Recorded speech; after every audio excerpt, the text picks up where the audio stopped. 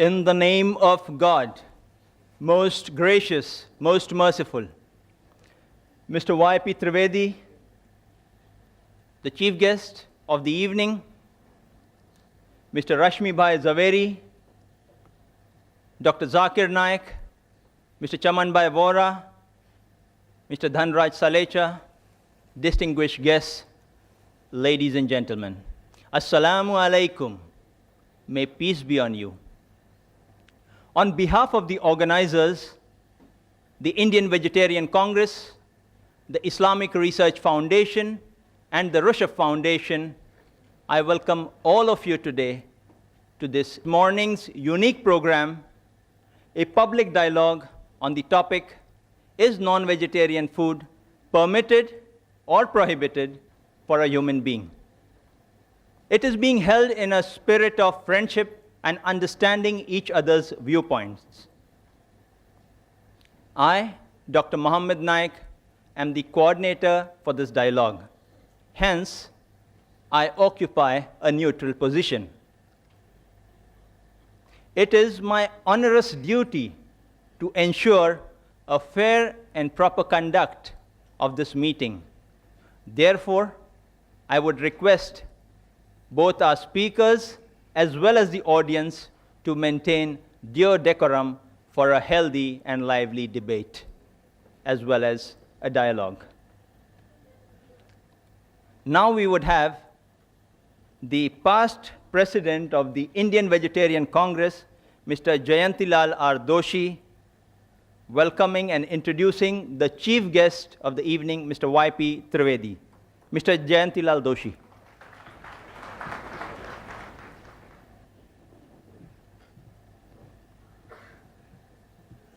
Mr. Y.P. Trivedi, he is a very senior advocate in Supreme Court of India and leading tax expert of Mumbai.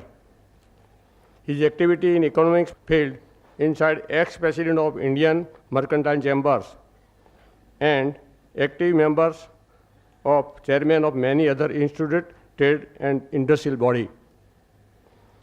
In professional field, he was president of Chambers of IT Consultant and Vice President of IT Tribunal and Bar Association.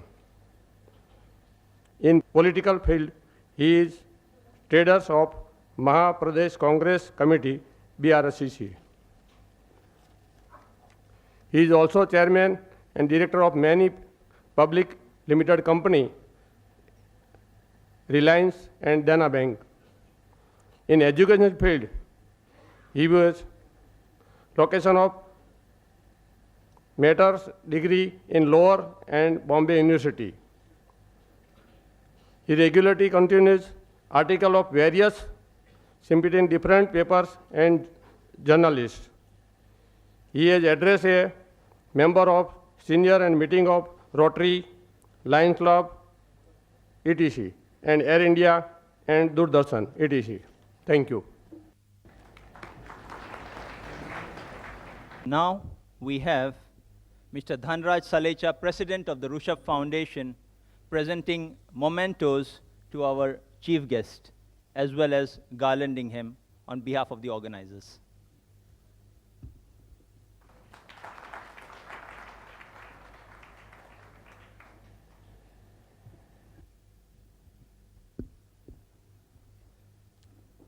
Now we have our chief guest, Mr. Y.P. Trivedi, addressing our audience collected here today. Mr. Y.P. Trivedi.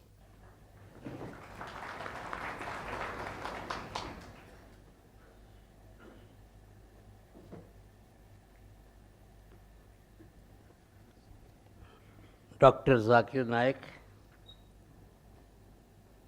Mr. Rashmi Zaveri, Dr. Mohammed Naik, Dr. Dhanraj Salecha, Chimanlal Vora, and friends.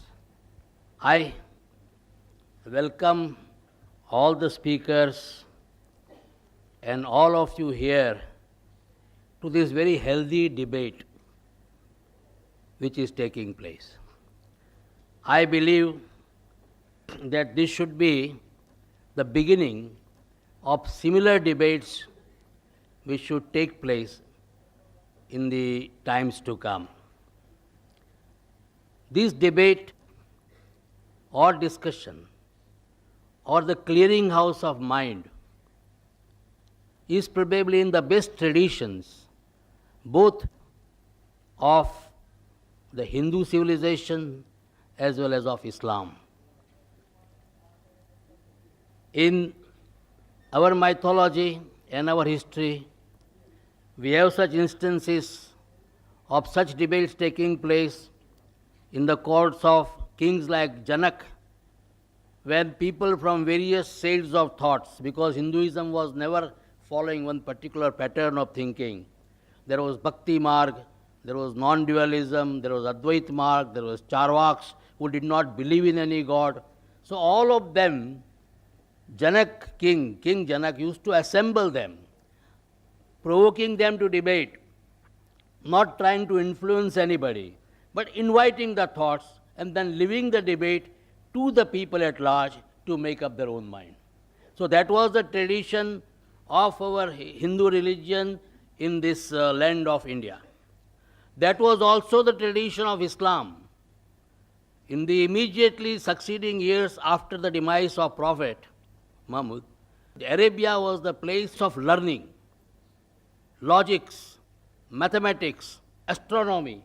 All this was being discussed, and the great scholars of Arabia imbibed the thought, made inquiries, and transformed that knowledge thereafter to the Western world. According to me, the Renaissance movement in Europe owes its origin to the thinking of these Arab thinkers who were great stalwarts in their own time. We very often associate Arabia with thinking about Arabian Nights. But let me tell you that apart from the strides which they made in the field of fiction and some of the most imaginative fictions, at the same time in the field of science, technology, thinking, logics, mathematics, they made great strides. That is why today also, in spite of all the achievements, the West is still talking about the numerals as the Arabic numerals. And this is how Islam also in those days used to think openly. That tradition has been continued because I believe in the realm of King Akbar. He also used to call people from all religions, even the Christians who came at that time. They landed on the shore of India. They were also called and they were asked to explain what are the tenets of the religion. So this sort of a healthy debate is something which is an absolute necessity for the development of any cultured, civilized and tolerant society. Dr. Vora said that he is neutral. Let me tell him and all of you, I am also neutral. If I would not have been neutral, I would not have been made the chief guest. And I do not wish to desire to make any final comment on the subject. But one school of thought I would like to narrate here, which I read at some place, that all those animals in nature who are grass eaters, the animals which are thriving on leaves, they have got bovine teeth. They do not have canine teeth.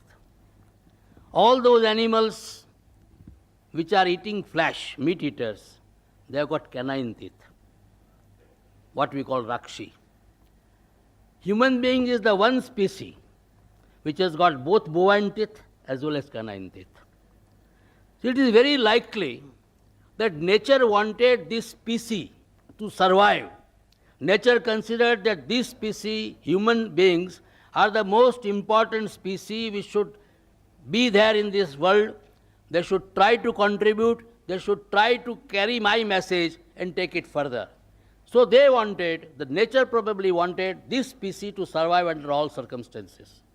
Nobody can deny that the early Homo sapiens or Homo erectus, they are all flesh eaters.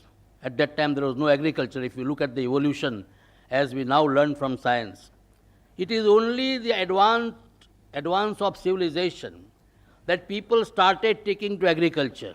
When they started taking to agriculture and started growing corns, Some of them became vegetarian, some of them remained non-vegetarian, some of them became the mixture of both. They also took vegetarian as well as non-vegetarian. And most of the non-vegetarian people today also eat vegetarian food as a part of their diet. I believe that in this aspect, when you are talking whether it is permitted or prohibited, we are talking about permission or prohibition by the religion. In this one aspect, Dr. Naik, I would probably like to differ from you. I believe that it is not the function of religion to tell us what we should eat and what we should not eat. Religion should try to purify our soul, purify our conscience, talk about good behavior, lead us to the path of God. What we should eat, what we should not eat is something which the doctors should tell us. The nutrition experts should tell us. It is not the function of the religion to say you shall not eat garlic, you shall not eat onions, you shall not eat ginger, because this is something, if subsequently the nutritional experts tell us that this is something which is very good for your health, which is very good for your survival, which is very good for you to fight your diseases, then certainly it has to be taken. Because these are the subjects in modern day science. We have to grow up. We have to think in terms of what is lying ahead of us. We are entering now the next millennium, 21st century. So much is expected from us. Today only I was reading in one of the magazines about the forecast of Nostradamus. And Nostradamus thinks that this particular country, which is surrounded on three sides by sea, that one country will come on the top of the world. And are we going to go into the top of the world, become a superpower, by just clinging ourselves to some of the outdated notions? For example, yesterday, so many people migrated from this country. I was wondering in the heart of my hearts, what is it? There is no scientific explanation all throughout. All people with any basis of logic, all people who knew something about science, they were saying nothing will happen whether 8 planets come in one line or they go zigzag. Nothing is going to happen. But then all types of talks were there. Alang, which was our largest shipyard, that was completely forsaken and completely deserted. I was told that for rushing to Rajasthan, I don't understand why people from Rajasthan are so panicky. The Marwadis left everything, came here and made an empire. And the same Marwadis, thinking the 8 planets are there, they ran away. I was told 2,500 rupees were paid for a bus ticket for going back to Rajasthan. And nothing happened. So what is very important for all of us, if this country has to go further, if we as a nation has to make our mark, and probably the destiny is before us, we can reach great strides. The 21st century, as I have always been saying, belongs to India and Pakistan. Both of them, when they will come nearer and nearer, they will be able to become the leaders of the 21st century. And if that is going to happen, then let me tell you, we will have to get out of these old dogmas. What we should eat, we should not eat, the doctor should tell us. If a new scientific discovery is made, and I have been asked that I should eat tomatoes because it fights the cancerous growth, then I must eat tomatoes, irrespective of what my religion tells me. So I think let us go to the scientists, let us develop for ourselves a modern mind, a scientific approach. Then I think today or tomorrow, the whole world is before us. I don't want to comment on or trespass on the domain of the speakers. With these introductory remarks, I am once again trying to point out I am absolutely neutral. And I would like to hear the views of the learned people who have made research on the subject. Thank you very much. Thank you, Mr. Trivedi.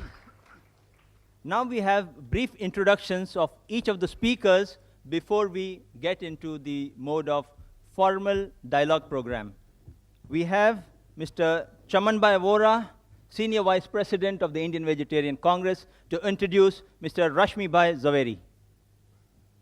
Well, today I feel very happy to introduce our President, Sri Rashmibhai Zaveri, President of the Indian Vegetarian Congress. I think this public dialogue will become very, very interesting, looking to the introductory speech given by our Chief Learned Guest Vice P. Trivedi. So let us hope for the very good dialogue. Now, Rashmibhai Zaveri is a chartered accountant by profession. He is having his own firm, Rashmi Zaveri and company. They are very well reputed as far as the corporate sector is concerned. And he is a very good speaker as far as the religious speeches are concerned. He is a master of many of the religious philosophies. He is a very active member of the Chartered Accountants Society. He himself is the member of the Bharat Jain Mahamandal. He is the founder president of the Forum of Jain Intellectuals, one of the very prominent institutions as far as the Jain people are concerned. And he is very well connected with the Kala Gurjari also. Though he is very young, at the age of 63, he is very energetic, and he looks forward always to this type of dialogues, and today's dialogue is really a very good one. And I especially by giving the introduction of Mr. Rashmibhai Zaveri, I would like to thank our chief guest as well as our Dhanraj and our Zakir Naik Sahab for having a very good dialogue, whether by principle a human being can take or should not take the vegetarian and non-vegetarian foods. Thank you very much. Mr. Ashraf Mohammadi to introduce Dr. Zakir Naik. Dr. Zakir Abdul Karim Naik, 33 years, is the president of the Islamic Research Foundation, Mumbai. Though a medical doctor by professional training, he is renowned as a dynamic international orator on Islam and comparative religion. Dr. Zakir removes misconceptions about Islam on the basis of Quran, Hadith, and religious scriptures of various other religions. He also uses reason, logic, and modern scientific facts to remove the misconceptions about Islam. He is popular for his critical analysis and convincing answers to challenging questions posed by audiences after his public talks. In the last 3 years itself, he has delivered more than 300 public talks worldwide. Dr. Zakir also appears on various international TV and satellite TV channels throughout the world. He has also participated in various symposia and such dialogues with prominent personalities of various faiths.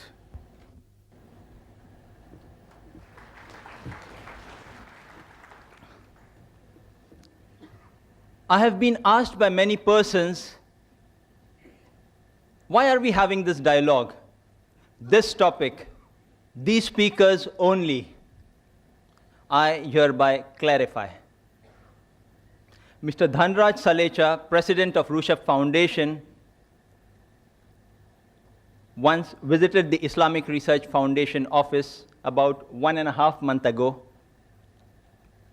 He presented the Islamic Research Foundation kindly with a set of literature favoring vegetarianism. These included quotations from major world religions,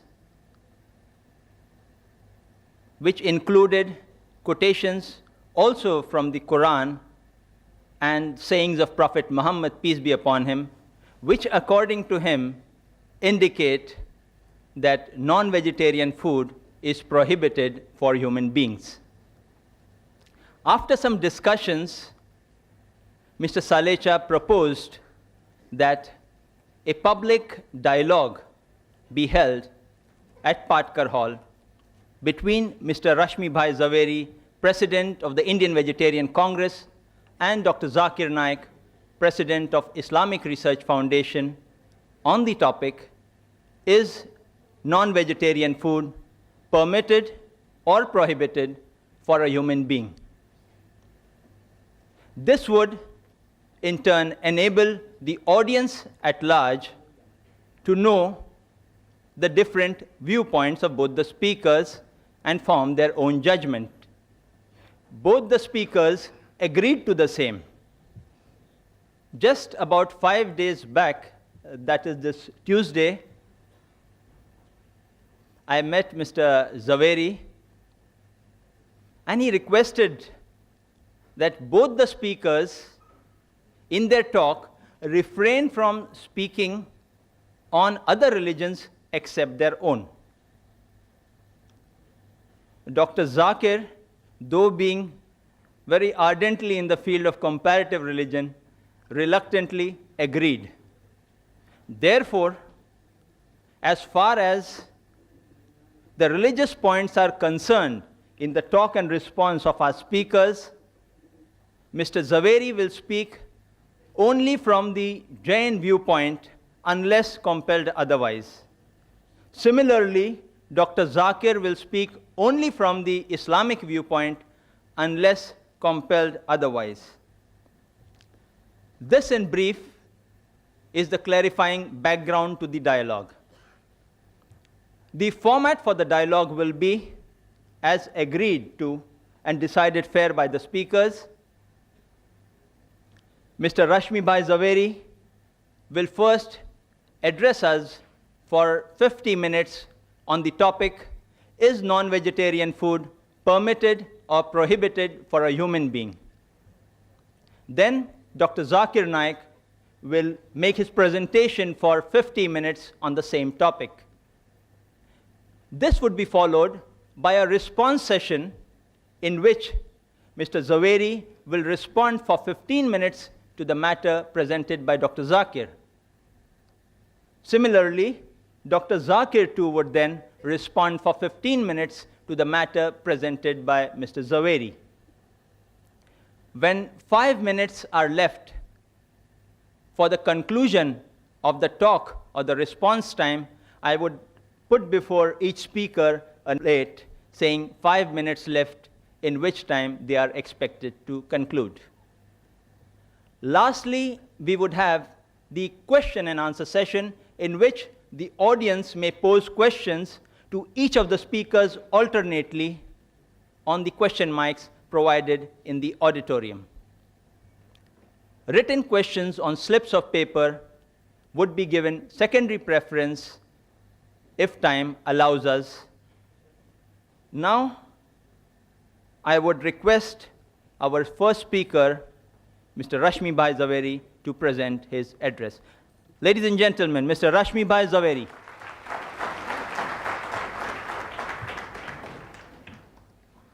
Before I start my talk, I am really very happy that this atmosphere of brotherhood, it has really moved me.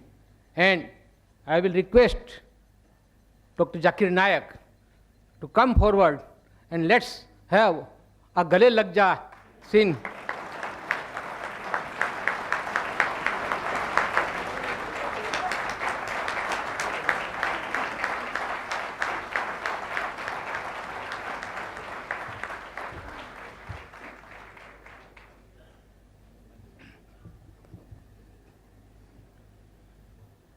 The chief guest of this morning, Mr. Y.P. Trivedi, President of Rushabh Corporation, Sri Dhanraj Salecha, the learned speaker, Dr. Zakir Naik, the expert commentator and the coordinator, Dr. Mohammad Naik, Vice President of IBC, Sri Chamanbhai Vora, other dignitaries on and off the dais, my friends, brothers and sisters. First of all, I must acknowledge the dedication, the sincerity with which all the three organizations, particularly Islam Research Foundation, has taken pains in arranging this lecture.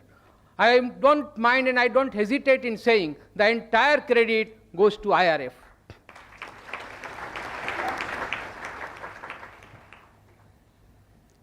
Friends, the topic today is non-veg food permitted or prohibited for a human being?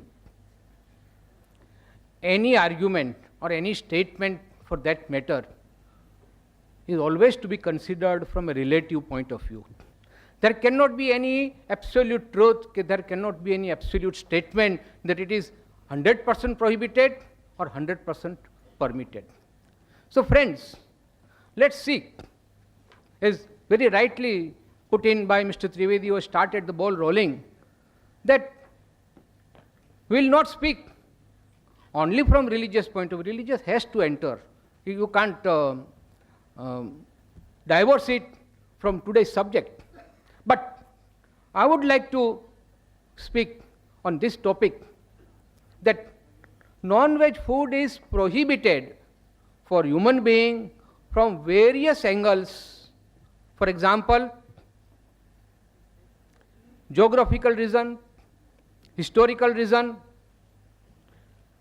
moral, ethical and religious reason, economical, environmental and ecological reasons,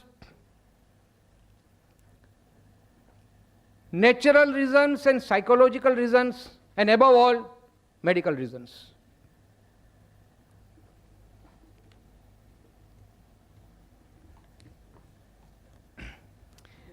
It's a fact now well established that our actions are controlled by our thoughts.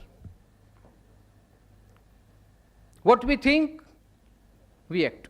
And our thoughts are controlled by our diet. As we eat, so we behave. And that's why the topic is very important, that we should choose our diet in such a way that our thinking is positive. The word positive will include everything. And believe me, friends,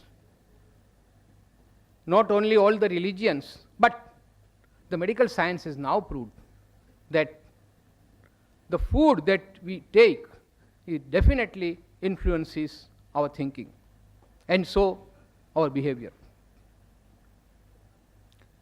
Friends, there was a time when there was no alternative available, as Mr. Trivedi rightly put. There were places on this world, and there are even now places where there is no availability of vegetation. It is simply not possible because of the extreme circumstances. But now the world has progressed so much that there is a very advanced system of transportation which is available to us. And any type of commodity, including food, can be transported from one part of the globe to another without any problem. Now that when we have got alternatives, we have to think about this, which alternative is better from all the angles that which I have described earlier. And that's why, friends, I am now coming to my topic proper, that non-veg food is not permitted now at this point of time, not only for India, but for other countries of the world also. First of all, I will say that all Indian philosophies have stated that we should not harm any living being, not only the living beings that we can see, but also those living beings which we cannot see, which are in air, fire, water, etc. But always there is a limit. It's very difficult for a human being to refrain from total ahimsa, total hinsa or violence because of his needs. So that is why Lord Mahavir stated that at least you limit the essential killings, but absolutely no killing for your own selfish motive or for your own needs of hunger, etc. And that is why under Jainism and most of the Indian philosophies, non-veg food is totally prohibited. Now this is a religious aspect. I will not go very deep into it. But the psychological aspect, the effect that non-veg food has on our thoughts and deeds. That is the most important part. The learned authors, I will not now quote the names of the books and authors because that will take time, but I have got all the authorities with me. It is said that veg diet reduces needless suffering in the world and also preserves our ecosystem. See, when I talk about alternative, you look here, or you look at the wild animals who stay in jungle. Those who are carnivorous, they will restrict themselves to meat eating only. But those animals which are herbivorous, they will never go for meat eating. Only human being is such, because of some false notions, I will say. It is the human being has been both a carnivorous and herbivorous. As I said, if alternative is available, why should we go for unnecessary killing? The basic principle underlying this theory is non-violence, love, and compassion for animals, birds, fish, etc. Because flesh food falls in not essential category, while vegetarian food comes under essential category. Psychologically also, cruelty, instant impulses, urges, basic animal instincts, impatience are all the necessary consequences of flesh food.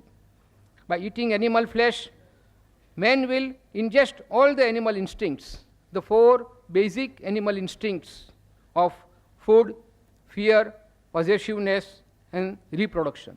These are there in man, I don't say no, but they are the basic instincts. We have got a reasoning mind. We can rise above these basic instincts. We can control our impulses and urges and become, then only we can become super animals or super beings. Otherwise, human being and animals, there is no difference at all. But man has additional quality called reasoning mind, which is blunted by the influence of flesh food, and man becomes more like animal. The scientific reason for this is that flesh is an integral part of animal body. It is full of tamasic value. There are 3 types of values: tamasic, rajasic, and sattvic. Tamasic, in short, is the brutal sense or brutal instincts of animal. A man becomes more like an animal.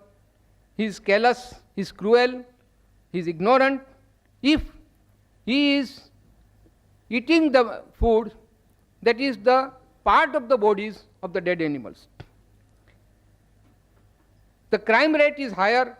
Aggression is the natural consequences of flesh food. It distorts the thinking and reasoning. It is not only a problem by itself, but it creates many other problems like increase in crimes, cruelty, etc. The virtues like compassion, sharing, self-control are obliterated by the impact of flesh food. If we insist on treating animals more brutally, then our behavior will also become less human and more brutal. I will quote one shairi that what will happen if this animal instincts is so embedded in our heart, what will become of man? आदमी की शक्ल से अब डर रहा है आदमी, आदमी की शक्ल से अब डर रहा है आदमी, आदमी को लूट कर घर भर रहा है आदमी, आदमी ही मारता है मर रहा है आदमी, आदमी ही मारता है मर रहा है आदमी, समझ कुछ आता नहीं क्या कर रहा है आदमी. Friends, this is because the man has become an animal. He does not then distinguish between whether he is an animal or a human being, because this is the influence of the food, the flesh food that he eats. Flesh food is the cause of PMS syndrome, that is preposterous mood swing and psychological distortions. Thus, it is now established that if flesh food is the root cause of moral and spiritual degeneration, we at Indian Vegetarian Congress we are working for important task, since it will lead to a more humane world at peace with animal kingdom and with each other. We at IBC define a vegetarian as one who does not at any time or under any circumstances eat meat, fish, fowl, eggs, or any other type of flesh food. Vegetarian does not come from vegetable. Now this is very important, friends, understand. The word vegetarian does not come from vegetable. The root is, it is derived from the word vegetus, V-E-G-E-T-U-S, meaning whole, sound, fresh, lively. Nothing is more powerful than an individual acting out of his conscience, thus helping to bring the collective conscious to life. That is what Norman Cousins said. And what does Albert Schweitzer has to say? Until man extends his circle of compassion to all living things, man will not find peace for himself. It is a man's sympathy with all creatures that first makes him truly a human being. Now, friends, I will go next to the most important topic, and that is the medical viewpoint. It's a fallacy, friend. It's a myth to say that we don't get enough protein from veg food. And that is why a man must have flesh food that is rich in protein. I'll come one by one to these myths. First of all, I will first give you examples of those strong animals, say elephant, say rhino. These are the strongest animals on this earth. Are they meat eaters? No. They are pure veg. Even if they die, they will not eat meat. Even then, they are the strongest. Take example of horse. We talk about horse power. It's the most powerful creature useful for our purpose, and that is also a pure vegetarian. And take examples of cattle, cows, bullock, and other animals. They are not only useful to us, but they are pure vegetarian. My point here is that those vegetarian animals are strong enough and they don't need any flesh food. In fact, if stupidly flesh food is given to these veg animals, what will happen? You all know about the mad cow disease, the syndrome called BEC. Friends, this BSE, bovine spongiform encephalopathy. You know what happened a few years back in England? It was a result of feeding rendered sheep byproducts to cattle as protein supplement. These sheep were infected with scrapie, an AC disease known for over 200 years. Now, if sheep food can make a cow mad, what do you expect the result on human being? Millions of innocent cows were killed mercilessly just because they were suspected to be infected with BSE, and that too for no fault of theirs, but the stupid ways of feeding sheep protein on absolutely unnatural diet for a cow. So is the case with humans. Animal protein is not natural for us. Similarly, millions of chicks were destroyed in Eastern Asia countries because they were infected with certain disease. Now coming back to healthy diet, I will quote from one Dr. Dean Ornish, who has written a very learned book on how to reverse heart disease without surgery or drugs. And this book, my friends, is the best seller in America now. It has really created interest in the people of America and all over the world for that matter, that veg food is definitely better from medical point of view. He has given two types of diet, one reversal and one prevention of heart disease. Both are strictly veg diets because he has proved scientifically that veg food is the best food for a human being.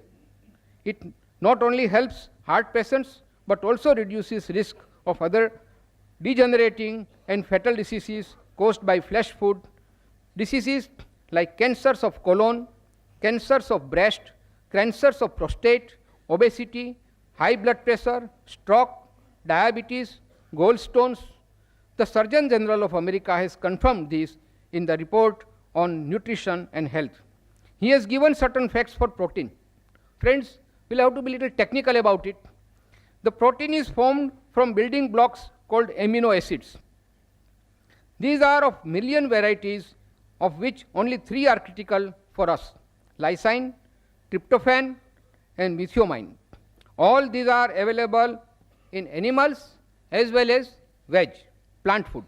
But when one consumes animal food for getting these 3 critical amino acids, one also consumes unnecessary elements like cholesterol, saturated fat.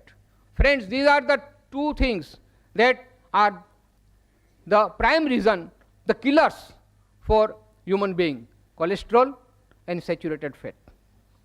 Now let us address the issue that is universally put forward, that we do not get sufficient protein from vegetarian food. And so we have to turn to flesh food for adequate supply of amino acids. Now this is a fallacy. A combined meal of legumes and cereals.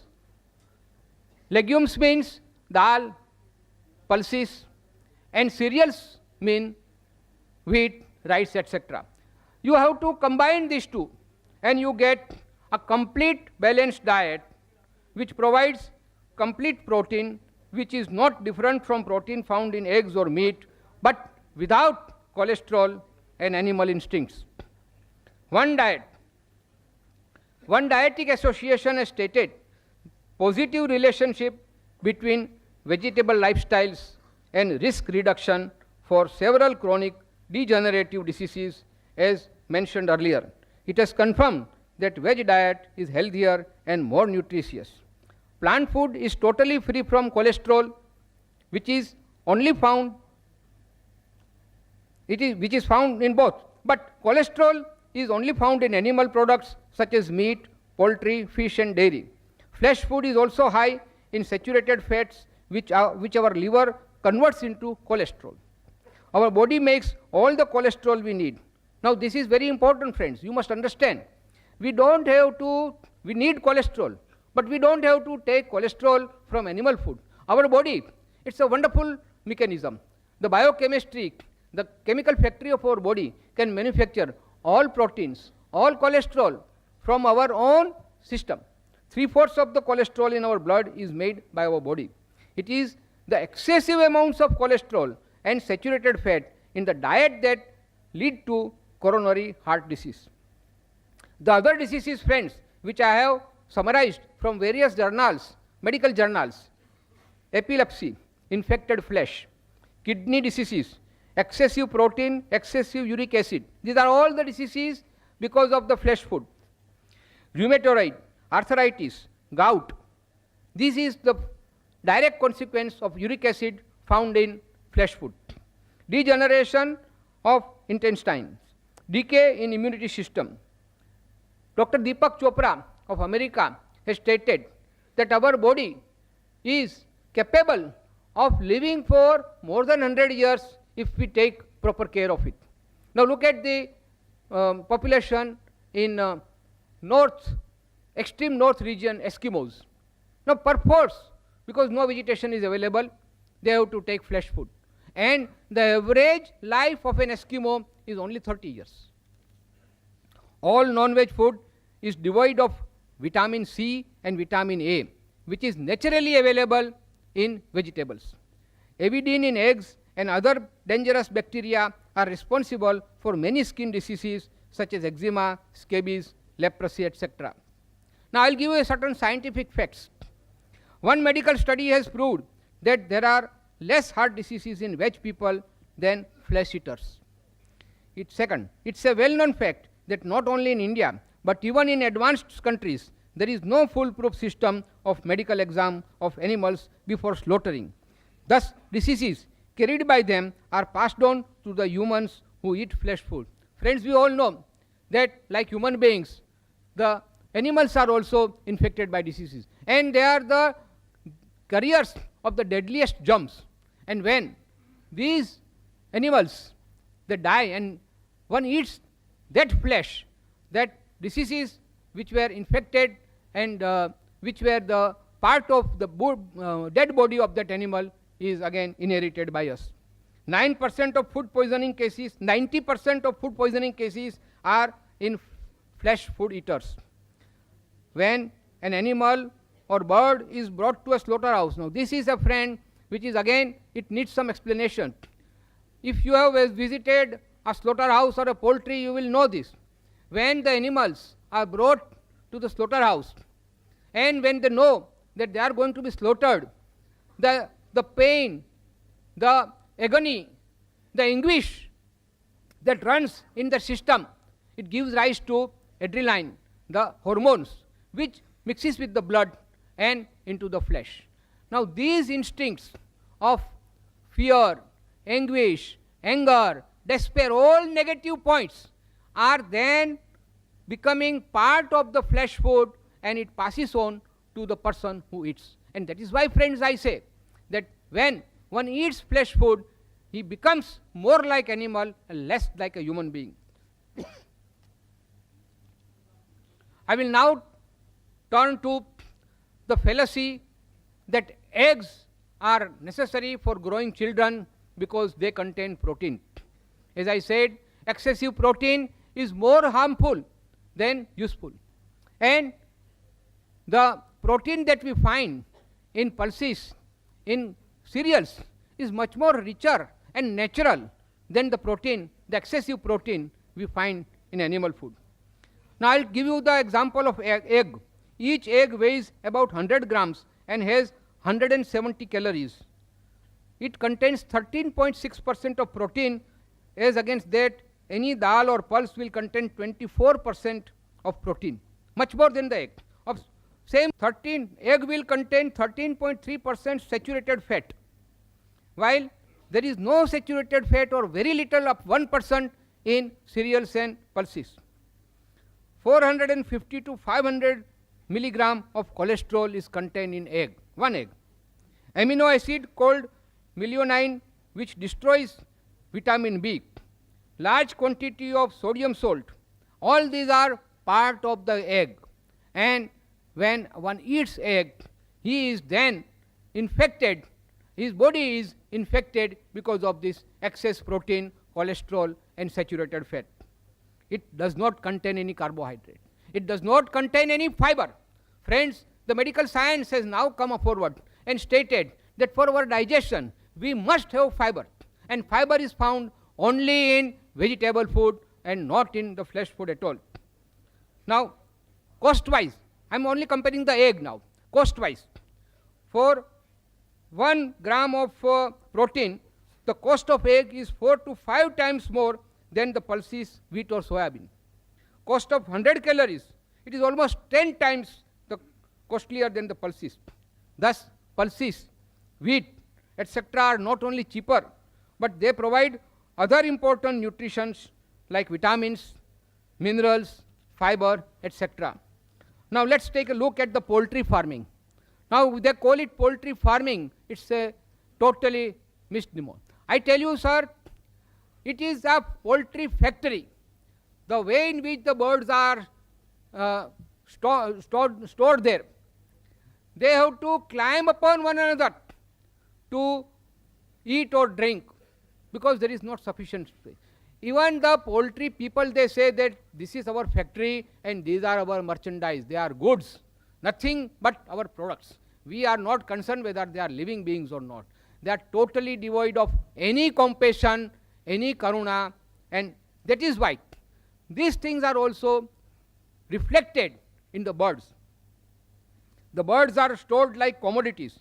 They are fed unnatural food and administered drugs which are harmful for humans only to speed up their metabolism so that they can produce more eggs. The poultry people are only interested in making profit. And the result of this, they die premature death. It affects physical as well as mental health, intellectual and emotional growth. Egg is poison for children. Egg begin to rot immediately unless they are put in deep fridge. But when they are marketed, they are they are prone to be to decay and disease faster. Vegetable egg is again a myth. It's a fallacy. No egg can be a vegetable egg. It's an animal product, an animal product only. It is definitely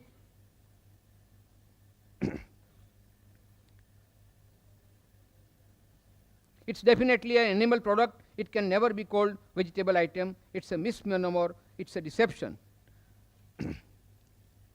Friends, I will now turn to the economical aspect. Now, these also I have studied from various journals, medical science, and more important from the statistics department of the government of India and government of America, the UK government, etc. But I will not, that's why, give you the citations during my talk, but I will give you the summary. UK.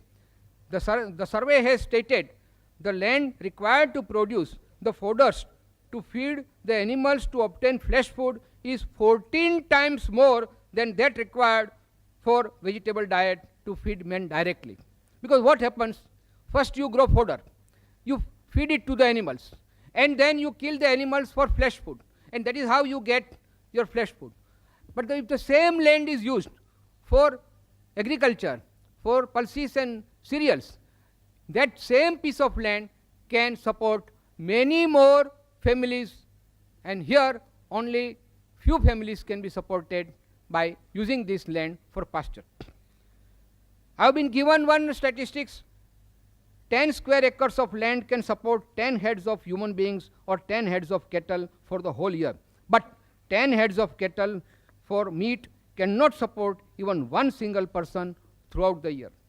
Natural grass or pasture can and grain crop both genetically belong to grass family. You see, once the crop is harvested, what we have is hashish or stalks. These are again the source of, excellent source of biochemical fertilizer or manure. Look how many crores of rupees of our foreign exchange we are wasting on artificial fertilizer and chemical fertilizer, which we all know is extremely harmful to us. But because we are not able to get the natural manure which we can get from cattle and animals, we are destroying them, foolishly destroying them for our own food. But we are not considering the fact that the manure that these animals produce are much more economical, much more healthier, and much more useful to our country. It's now well-known fact that 16 kilogram of food grain are required to be fed to one animal for forming 1 kilogram of meat. Thus, by feeding animals reared for slaughter, the country is deprived of vital food grains which can feed many, many more people. So, not only for growing food, but also for pasture and for manure, we require land. The human oncogene work done by Professor Wilbing from Massachusetts, it is stated that to obtain 1 calorie of animal flesh, 7 vegetable calories have to be spent. Then the study further shows that the land needed to graze one average animal can sustain 5 average families. Friends, I will not burden you with facts and figures, but the summary of all this is that it is very economical to feed people on veg diet rather than on flesh food. Now let's take the other point of view of economy, ecology, environment, slaughterhouses, etc. Production of animal flesh food require more land, more water, more food grains for feeding animals meant for slaughtering. Now this will again destroy or rather disturb the balance of our ecology and environment. Because the resources are always limited, we have to make best use of that. Either we grow crops or we rear animals for slaughtering. And look at the way the slaughterhouses work, how they are maintained. It's simply a hygienic horror. The conditions are appalling and totally unsanitary all over the world. Yesterday only on internet I got a report from foreign countries, advanced countries of America and France, that the conditions of slaughterhouses there also, it is reported, are totally unsanitary. I got a copy of white papers from Government Accountability Project of America, fighting filth on the kill floor, a matter of life and death for America's families. Slaughtering of animals meat processing plants, and finally most unhygienic ways of transport and sale of flesh food has made flesh food totally unfit for human consumption. And do not think for a moment that imported, packaged, nicely packaged meat or canned meat is totally hygienic. No, my dear friends, that is also coming from those slaughterhouses where all these things which I have stated of medical science will apply. Not only that, they add certain preservatives, certain chemicals, certain additives which will keep the meat fresh. Environmental consciousness in India and abroad has now driven many people to vegetarianism. Environment-friendly veg foods are now available. The craze now in all over the world is to go for environmental friendly veg food because it is considered friendly and healthy. The green factories or glass houses are now exporting plant food, including fruits, to those countries which cannot grow them because of climate. The modern transportation system has given a much better alternative for food choice. In fact, for developing nations like India, government and NGOs should give more emphasis on larger production of more exports of plant food, which will serve the economic development of our country. Now look at the pollution. The pollution caused by legal and illegal slaughterhouses is terrific. The discharge of effluents from even so-called modern abattoirs is in the open and exposed to elements and public gaze. The carcasses of animals, the flow of blood, the horrible stench, etc. will add to the pollution.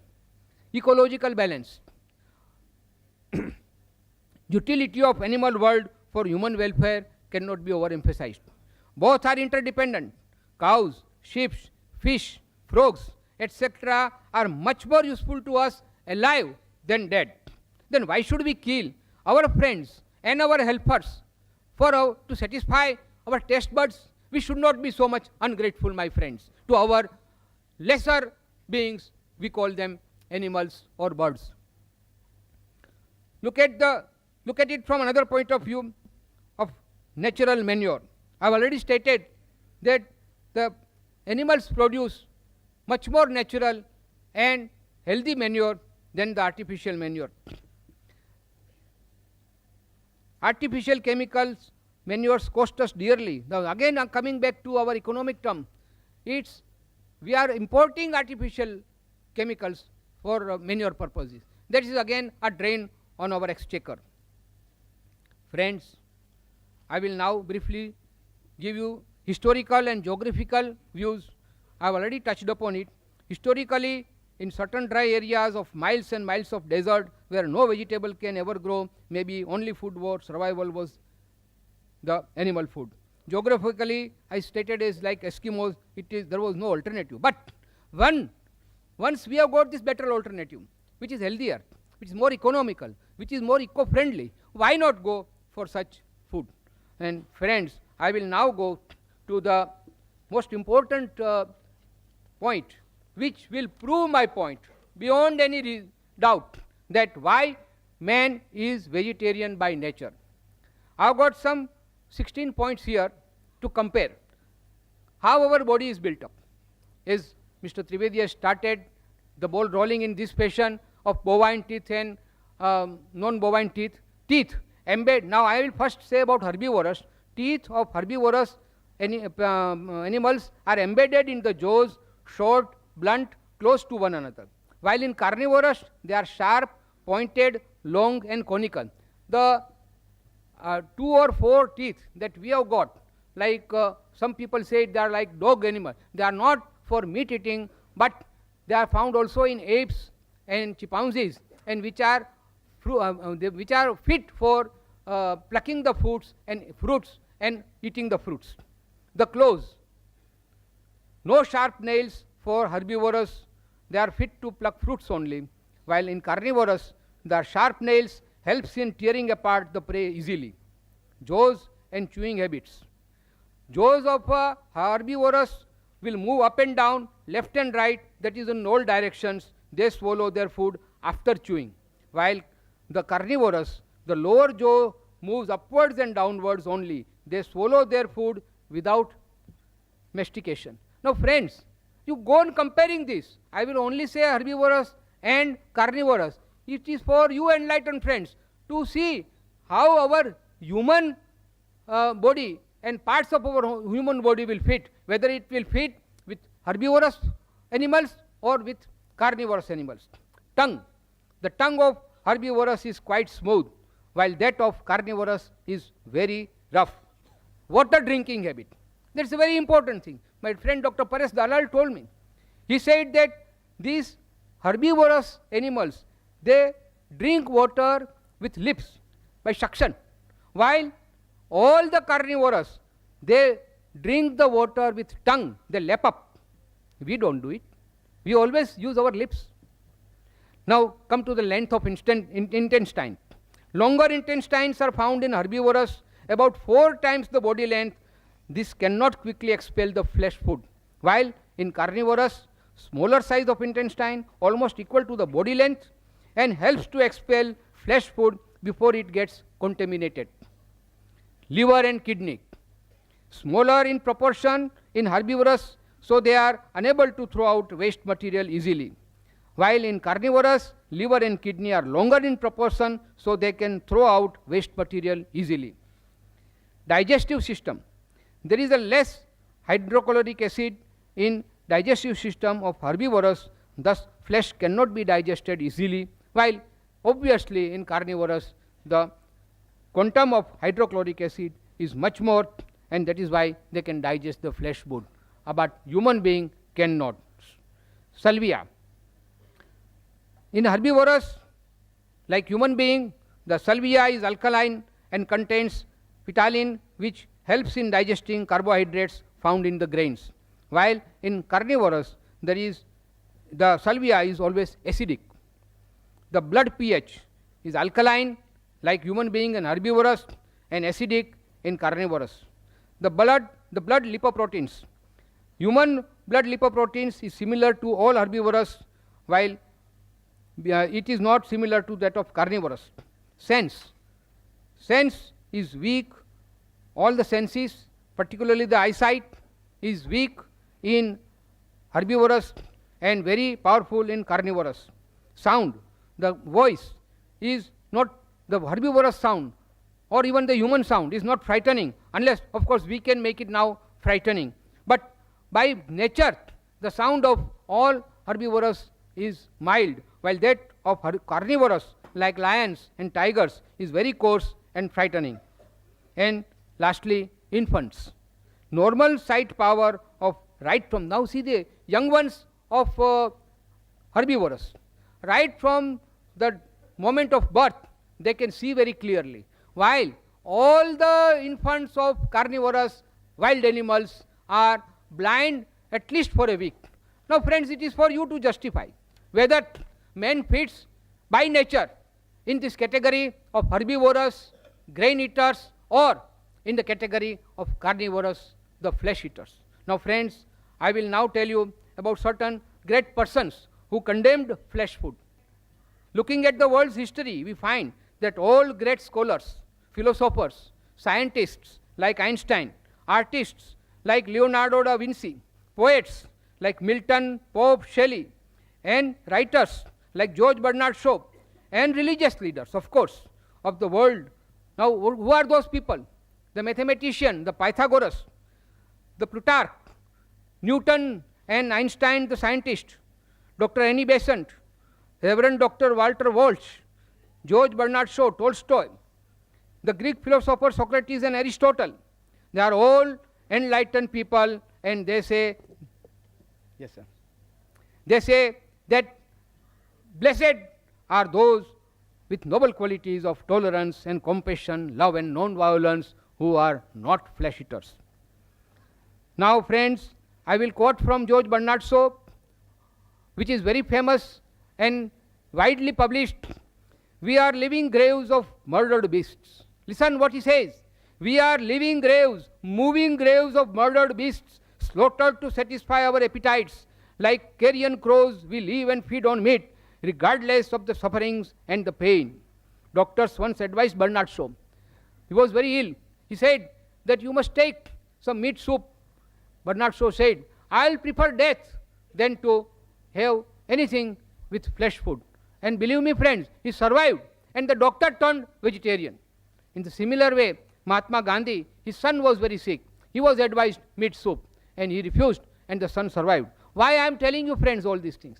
That Mr. Trivedi said, yes, medically, whatever the doctor says, we have to accept, no doubt. But as I said in the very first thing in the beginning, I said, everything is relative. When doctor says something, he will say only from medical point of view. And friends, we are not living here. We are here on this earth, not only to survive. Survival is important, but not at the cost of others and inflict pain on others. Thank you very much, friends. 21st century will belong to vegetarians. Okay, I think I have made my points on very general terms, friends.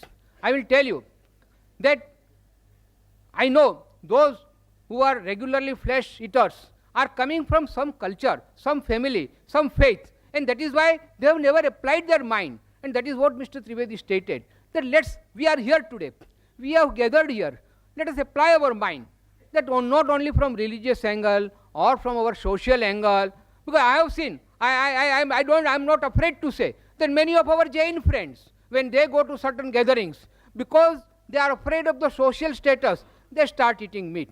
I don't like that. But then it is for everybody, whether he is a vegetarian or a non-vegetarian. Apply your mind. Try to see from all these angles whether it is permitted or prohibited from our own health point of view, from the national point of view, from the social point of view, from ecological, from environmental, and above all, from compassion point of view. Friends, when nature has created all animals, all humans, all creatures equal, nobody has got right to kill anybody just to satisfy his own palates. Thank you very much.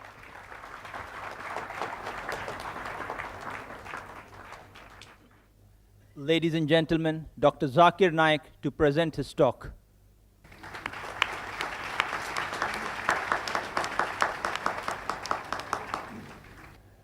Alhamdulillah, wassalatu wassalam, ala rasulillah, wa ala ali wa sahbihi ajmain, amma ba'd. A'udhu billahi minash shaitanir rajim, bismillahir rahmanir rahim. Ya ayyuhal lazina amanu, awfu bil uqud, uhillat lakum bahimatul anam, illa ma yutla alaykum. Bismillahir rahmanir rahim. Rabbi shrah li sadri, wa yassir li amri, wahlul uqdatam min lisani yafqahu qawli. Respected Mr. Rashmibhai Zaveri, Mr. Trivedi, Dr. Muhammad Naik, the respected people on the dais, my respected elders, and my dear brothers and sisters. I welcome all of you with the Islamic greetings. Assalamu alaikum wa rahmatullahi wa barakatuh. May peace, mercy, and blessings of Allah subhanahu wa ta'ala, Almighty God, be on all of you. The topic of this morning's debate is non-vegetarian food permitted or prohibited for a human being? It is not whether vegetarian food or non-vegetarian food which is healthy or which is better.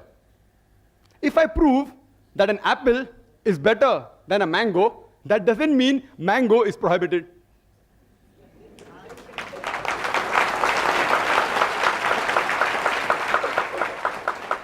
This statement is sufficient to end the dialogue for me, but I have to reply. Non-vegetarian, by definition, means a person who has food of animal origin.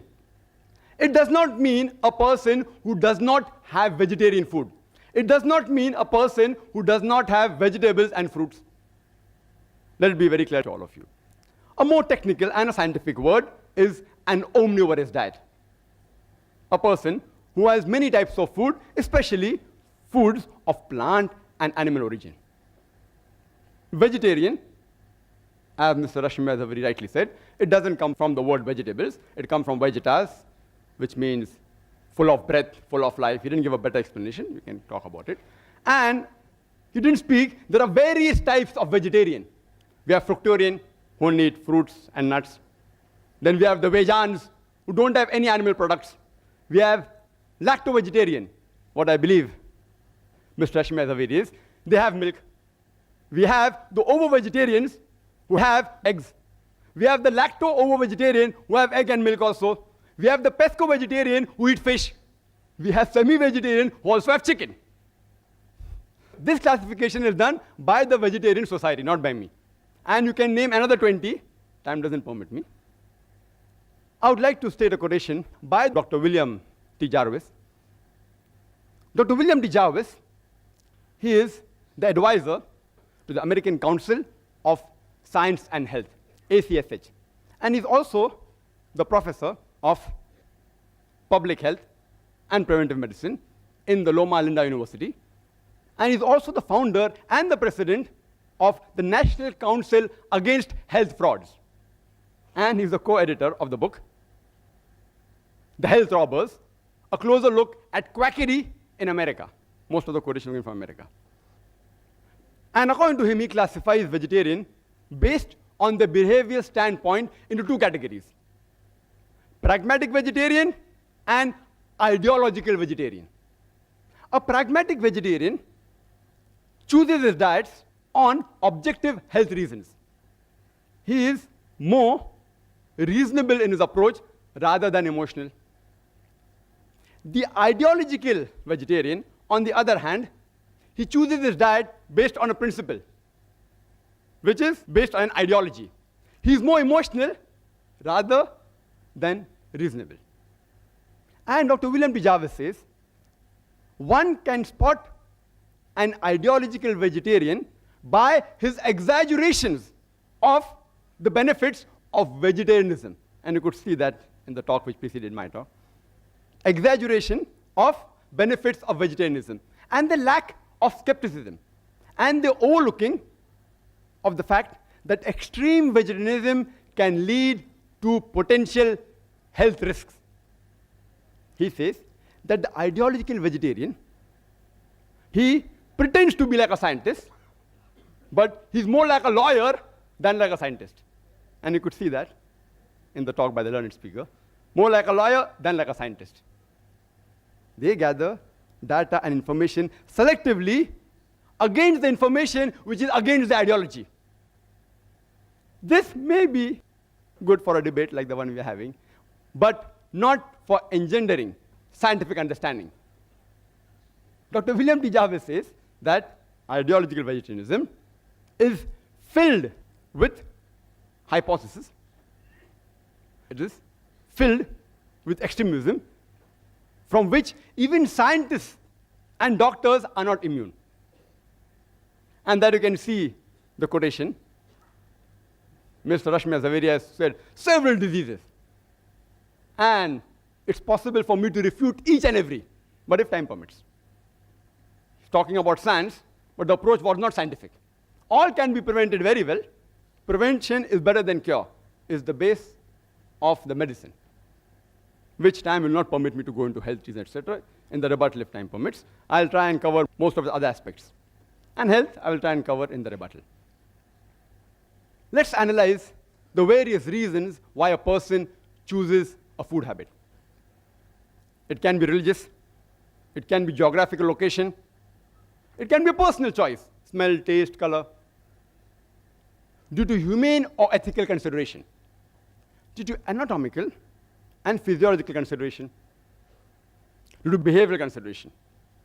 It can be due to ecological and economical consideration. It can be due to nutritional value or due to health and scientific reasons, health and medical reasons. Let's first analyze the religious reasons. Mr. Trivedi said that religion should not interfere with the human beings where it's concerned what we should eat and what we should not eat. That you should leave it up to the doctors. I agree with him that in most of the religions, that is the case. The religious authorities, the main foundation, that's Almighty God, if he's not a doctor, the God that you worship is not a doctor, then you should not follow him. He says, leave it to the doctors. But in Islam, we believe Allah subhanahu wa ta'ala, Almighty God, is our creator.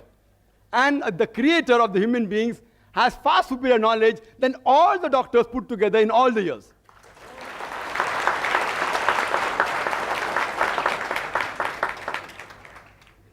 And you can find the statements, as Mr. Rashmibhai Zaveri said, all from doctors. He's quoting from these books, which I think is available for sale outside, all these books.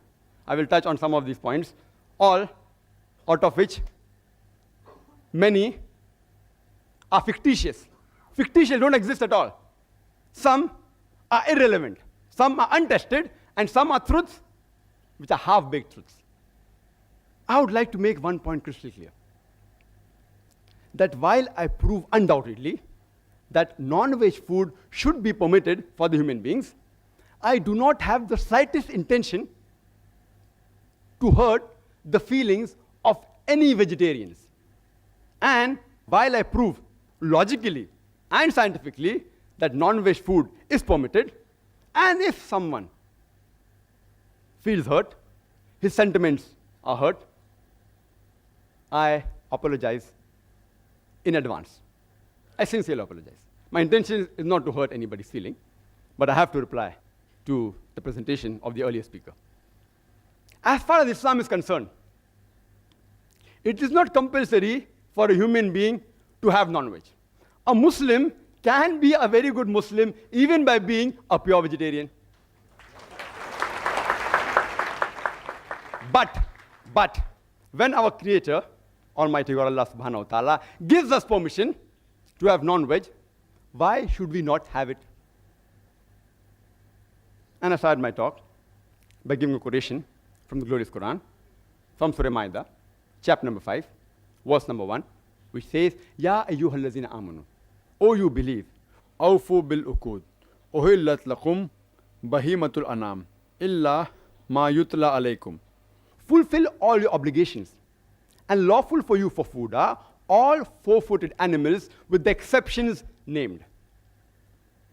Quran further says in Surah Nahl, chapter number 16, verse number 5, that cattle has been created by God for you. In it are various benefits. You derive warmth, and of the meat you can eat. The same message is repeated in Surah Mu'minun, chapter 23, verse 21, that you can have the meat of the cattle. Let's analyze the geographical reasons and the surrounding environment. And as we know, it influences a person's food habit. Like people living in the coastal region, the Konknis, they have more fish. People living in South India, they have more rice. People living in the deserts, where there's scarcity of vegetation, people mainly survive on the flesh of animals. The Eskimo, the Arctic region, where there's scarcity of edible vegetation, they survive more on seafood. And Mr. Zaveri said that he knows that vegetable is not available in certain parts of the world, but today, due to advancement of transportation, we can supply them with vegetables. I would request the Indian Vegetarian Congress to supply, at least give the transportation cost, that's all, to supply to the Eskimos, to supply to Saudi Arabia. You get vegetable in Saudi Arabia, it is more expensive. Why? Because the cost of transportation. That makes it more expensive. It is illogical and unscientific to spend more money to buy a food which is less nutritious. Let's analyze the humane reasons, the ethical reasons, and the pure vegetarians. They say that all life is sacred and no living creature should be killed. They fail to realize that today it's a universal fact that even plants have got life. So the main argument on killing living creature doesn't hold good today. Previously, maybe, a couple of centuries ago, it may have held some weight, but today it carries no weight. Then they further argue today and they say, yes, we know that plants have got life, but they can't feel pain. Therefore, killing a plant is a lesser crime and lesser sin as compared to killing an animal. Today, science has further advanced and we have come to know that even the plants can feel pain. They can even cry, But the cry of the plant cannot be heard by the human ear because the audible frequency range of the human ear is from 20 cycles per second to 20,000 cycles per second. Anything below and above this, the human ear can't hear. But the cry of the animal can be heard by the human beings, but the cry of the plant cannot be heard by the human beings. Just because you cannot hear the cry of the plant, that doesn't justify you to inflict pain or kill the plant.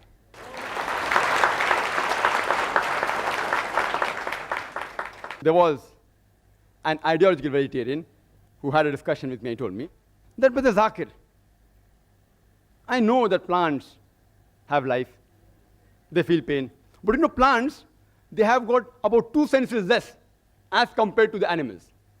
I said, for sake of argument, I agree with you. But then I asked him a simple question. Let's suppose your brother is born deaf and dumb, cannot hear, cannot speak, 2 senses less.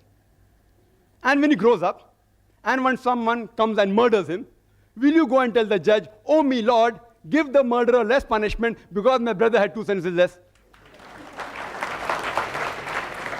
In fact, you will say, usne to masoom ko mara hai. He has killed an innocent person. Give him a bigger punishment. And further, if you analyze that in Islam, as far as living creatures are concerned, there are 2 types, broadly classified 2 types. Human beings who are living creatures and non-human being living creatures. As far as killing the human beings are concerned, Quran says in Surah Ma'idah, chapter number 5, verse number 32, that if any person, if anyone, kills any human being, unless it be for murder or for spreading mischief in the land, it is as though he has killed the whole of humanity. And if anyone saves any human being, it is as though he has saved the whole nation. If any person kills any human being, Muslim or non-Muslim, unless it be for murder or for creating mischief, Quran says he has killed the whole of humanity. If you save any human being, you have saved the whole of humanity. As far as non-human being living creatures are concerned, no human being should harm them unnecessarily, should not kill them unnecessarily for sports or for fun or for target practice. But if it is for your security and for your safety, you can stop them, you can even kill them. Or if you want for lawful food, but not just for fun and frolic or for hunting. Even if I agree that the plants are a lesser species as compared to the human beings, if you take the life of one animal, an average animal, it can feed about 100 human beings. For the same 100 human beings, you may have to kill more than 100 plants. So is it preferable to take the life of one living animal or the life of 100 living plants? Which is a bigger sin?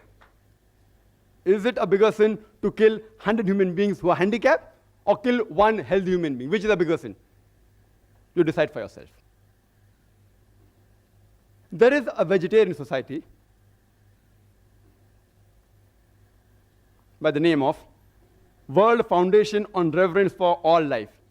Most of the quotation which he gave is from here and from these 3 books, most of them, almost all.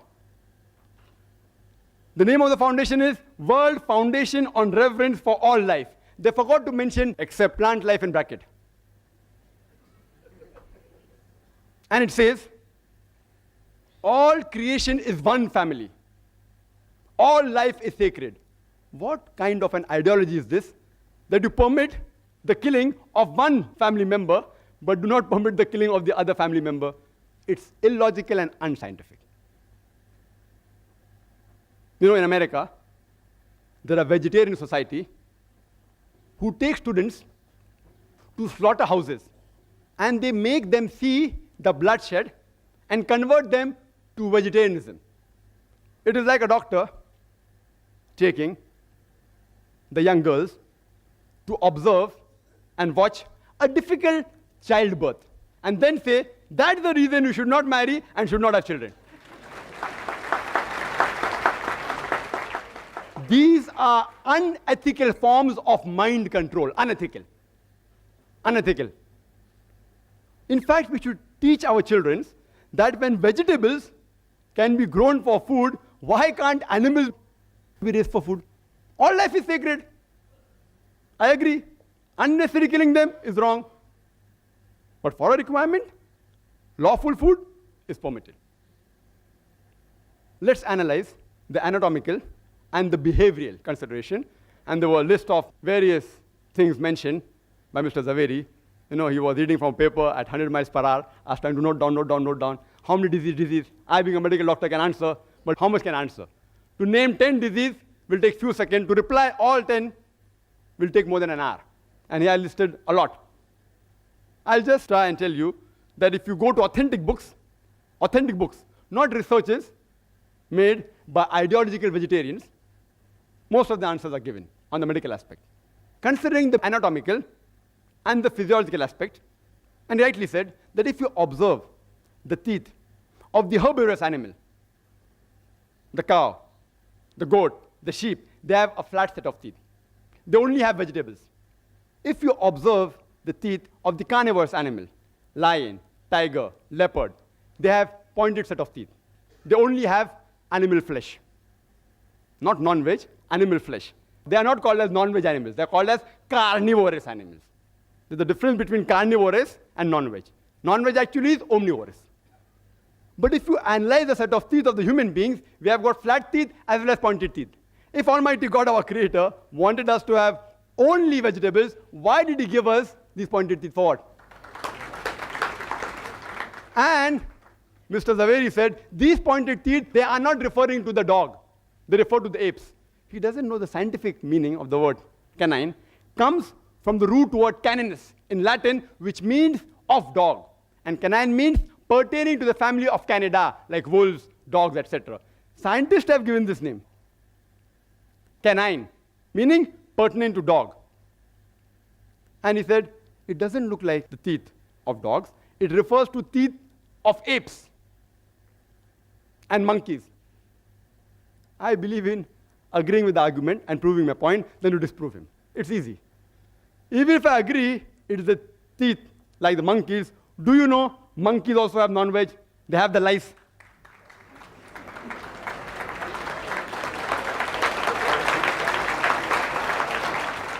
There are many species of ape who even have raw flesh of animals. Many species of apes who have raw flesh, they're omnivorous. Who says they're carnivorous? They're omnivorous. They aren't pure veg also. And many species are even called as cannibals. Some species of apes and monkeys. If you analyze the digestive system of the human being, it can digest both veg as well as non-veg. If Almighty God wanted us to have only vegetables, why did He give us a digestive system which can digest both veg as well as non-veg? And Mr. Zaveri said that we cannot have raw flesh. I agree with him, most human beings cannot have raw flesh. In the same way, most of the human beings cannot have raw vegetables, raw vegetarian diet, like raw wheat, raw rice. Can you have it? Raw moong, raw drumstick. Can you have? You'll get indigestion. So what is the argument? No, you have to cook them. I know as a medical doctor that raw wheat, raw rice, raw drumstick, if you have, you'll have problems. You can't digest them. So you have to cook them. Similarly with the flesh, we non-vegetarians, we cook them for easy digestion. But yet, there are certain human beings who even have raw meat. He gave the name of Eskimos. He didn't tell the root word meaning. The root word meaning of Eskimo, it literally means eaters of raw flesh. So there are human beings who even have raw meat. They are conditioned. Tomorrow if you are conditioned to eat raw wheat and raw rice, even you may be able to digest it. But most human beings cannot digest certain raw vegetables. That doesn't mean you should not have rice, you should not have wheat, that you should not have drumsticks. There are, in the herbivorous animal, an enzyme known as cellulase enzyme. And every vegetable has cellulase. And this cellulase enzyme helps in digesting the vegetables. We human beings we don't have cellulase enzymes. Therefore, the vegetables we eat, the cellulase part remains undigested, and we call them as fibers. It's undigested. On the other hand, there are certain enzymes like lipase, trypsis, chymotrypsis, which are mainly meant for digesting non-vegetarian food. If Almighty God did not want us to have non-veg food, why did He give us these enzymes? And the primitive man, as said by the earlier speaker as well as the chief guest, archaeological evidence shows us clearly the Homo sapiens, the Eskimos, the Australian Aborigines, they were non-veg. So why the change now? We have the same teeth, we have the same digestive system, and he has given a list of other comparisons which prove we can have veg. And I agree with that. Where did I ever say that you cannot have veg? A non-veg is a person who has the food of the animal products as well as vegetarian food. It's an omnivorous diet. He said that the liver and the kidney in carnivorous animal is large. In the human beings, it is small like the herbivorous, because the animals have raw meat. Therefore, they have to remove the toxin on a higher level.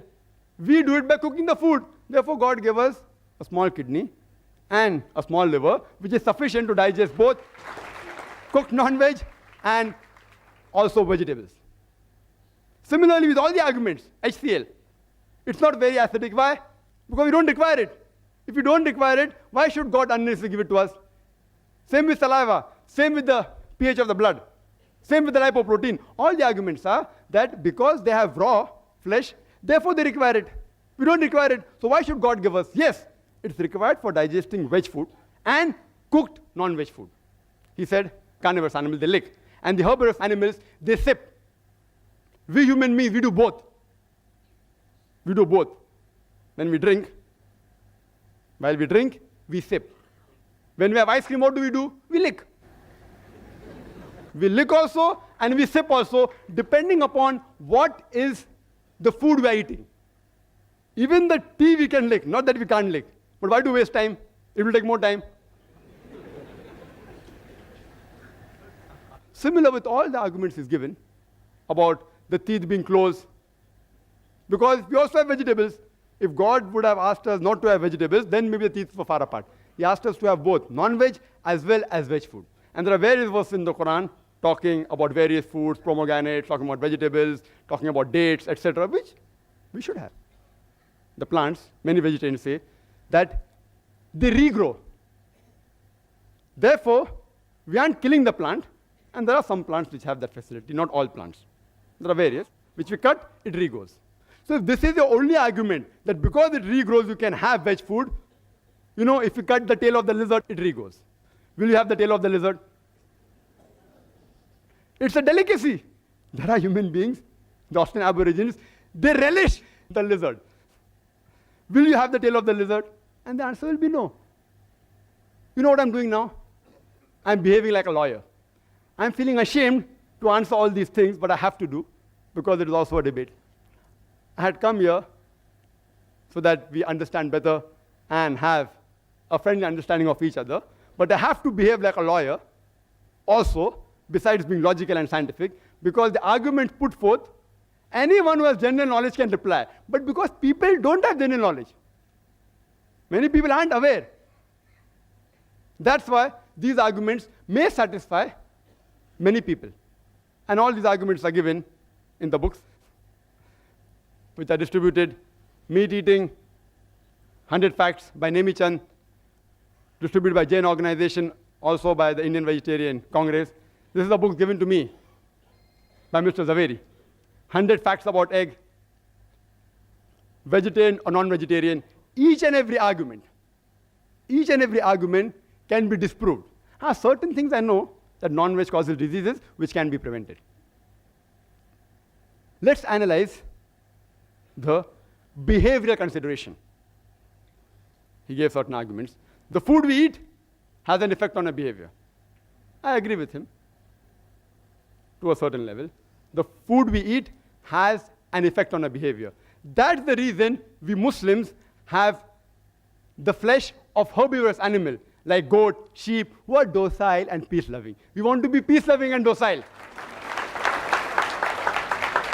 Don't have the meat of the carnivorous animal like lion, tiger, dog, pig, etc.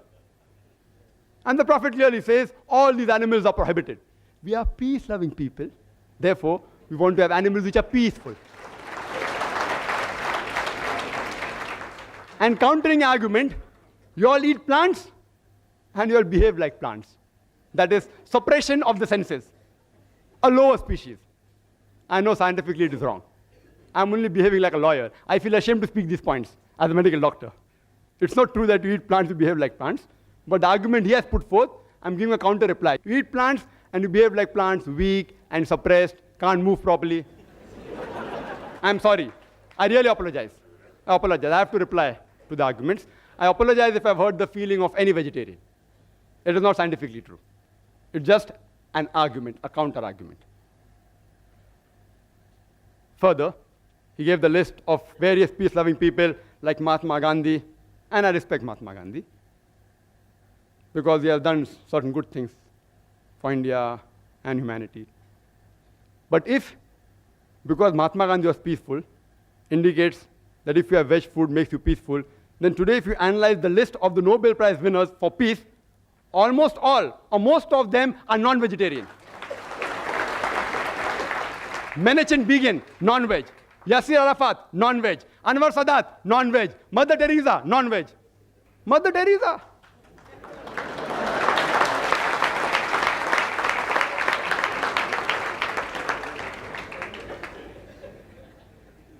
I want to ask you a simple question.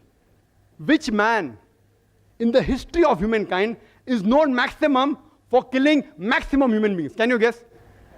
Hitler, Adolf Hitler. He has killed 6 million Jews. Was he a non-veg or veg? Vegetarian. Anyhow, there are crusaders of vegetarians. Now on the internet if you go, they say, see, Adolf Hitler was a vegetarian is a myth. He sometimes had non-veg. And the other side says that when he had gastric problems, that time he had vegetable foods only. To tell you frankly, on a scientific viewpoint, I do not consider the diet of Hitler to be responsible for him killing 6 million Jews. Neither am I telling, irrespective whether you are a vegetarian or non-vegetarian, I'm not interested in knowing, because I, being a doctor, I know it doesn't carry any weight. There were other factors which influenced him to take this drastic step, which is totally inhuman, not the diet. There are various researches done. There have been research in America on a group of students who were pure non-veg and on a group of students who were veg, pure veg. And they analyzed that the group of students who were non-veg, they were less violent and they were more social. But it's a research. It's not a scientific fact. I will never use this as an argument to prove that non-veg food makes you peaceful. No. I'm a doctor, more of a doctor, as well as lawyer were required because I'm in a debate.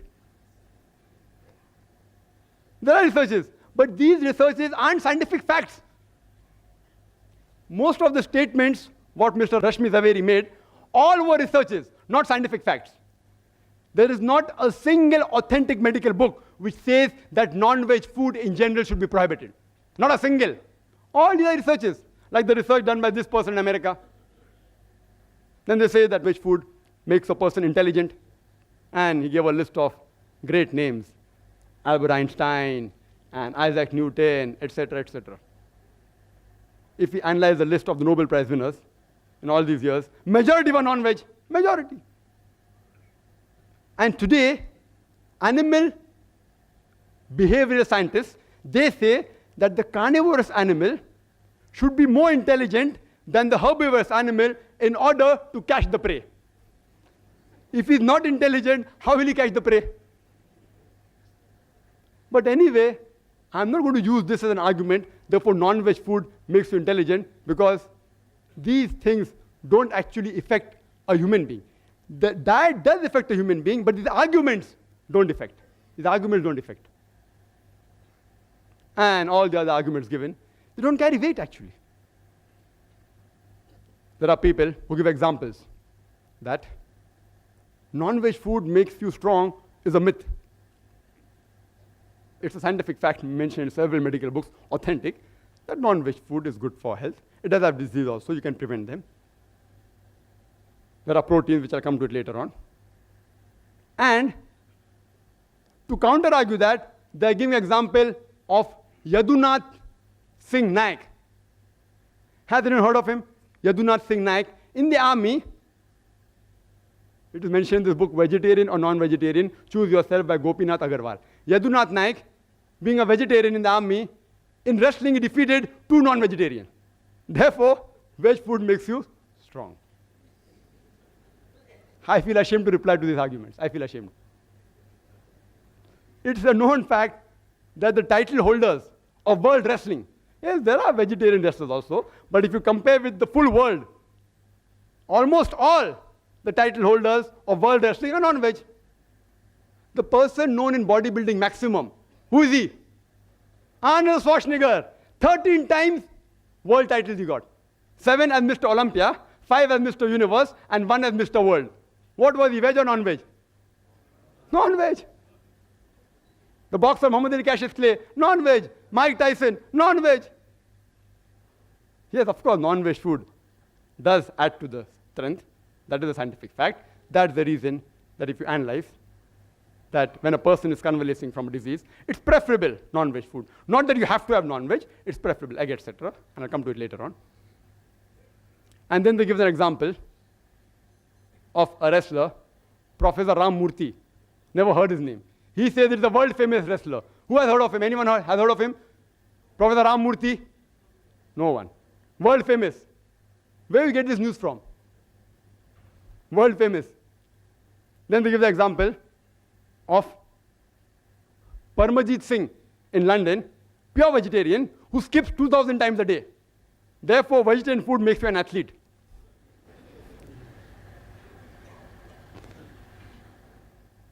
If these are the arguments supposed to be scientific, I really feel ashamed. Most of the athletic record holders,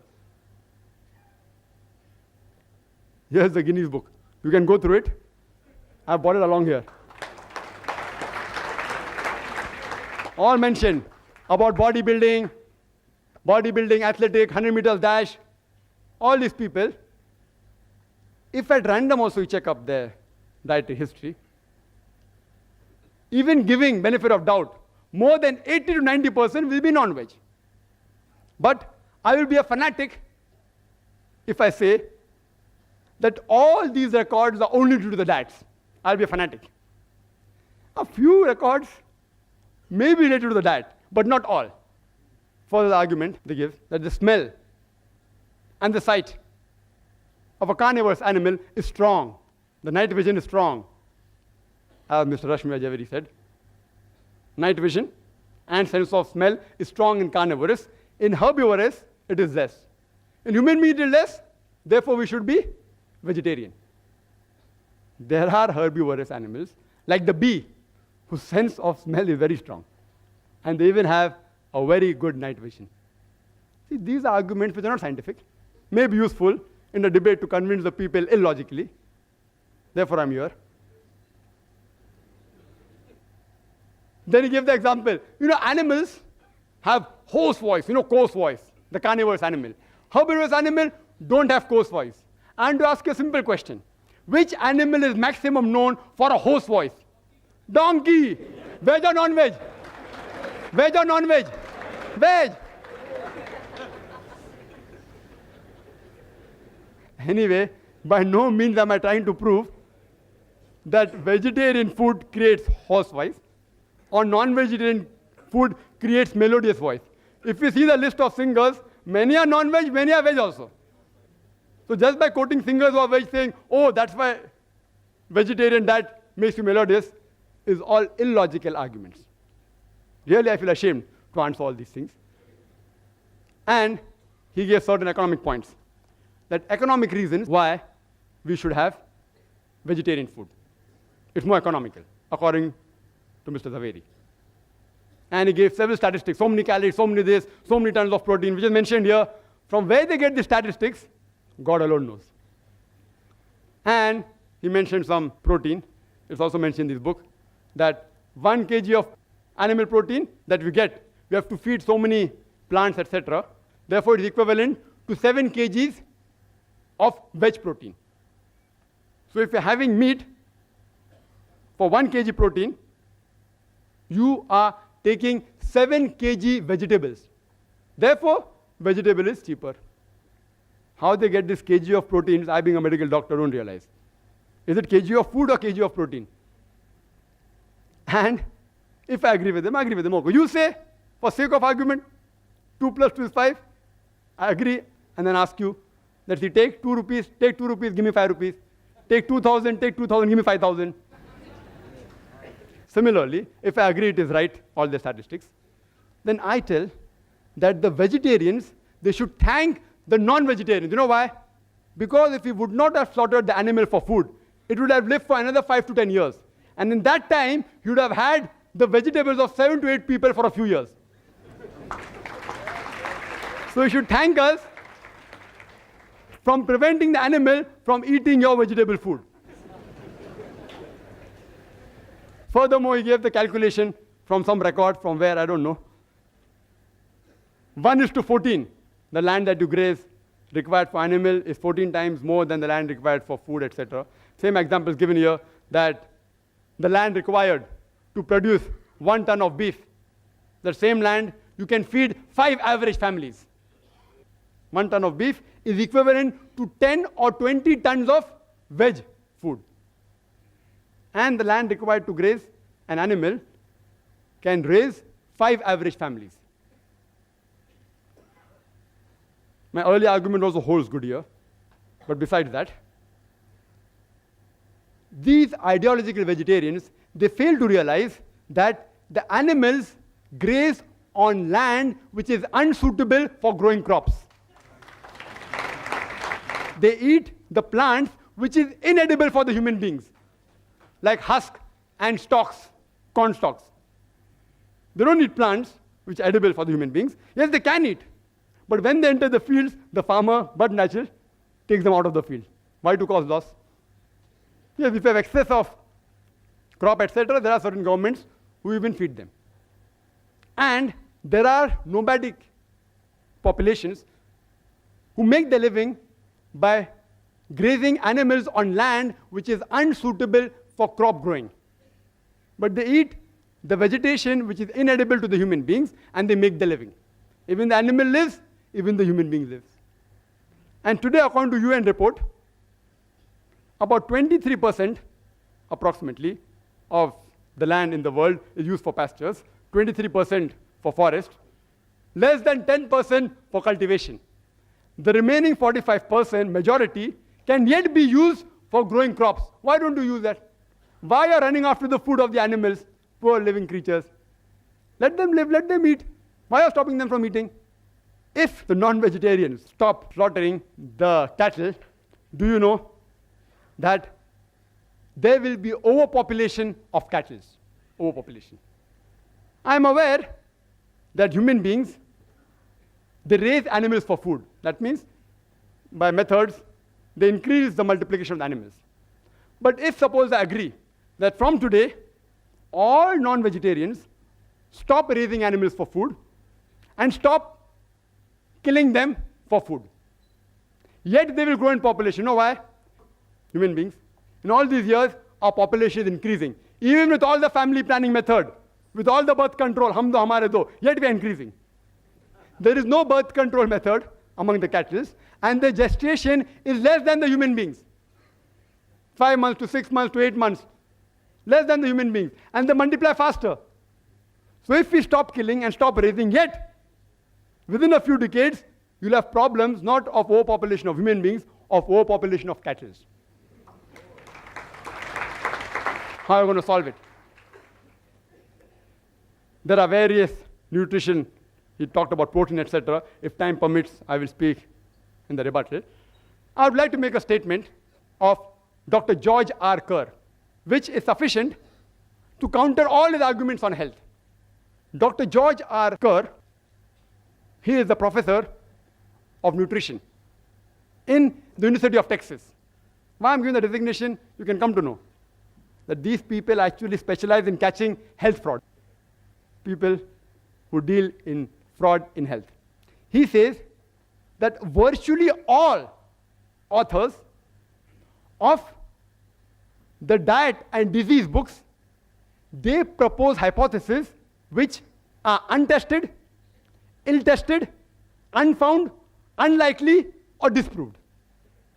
I would like to repeat. Dr. George R. Kerr says, virtually all authors of books on diet and disease, they propose hypothesis which is ill-tested, unfound, non-tested, unlikely, or disproved. Time is running short.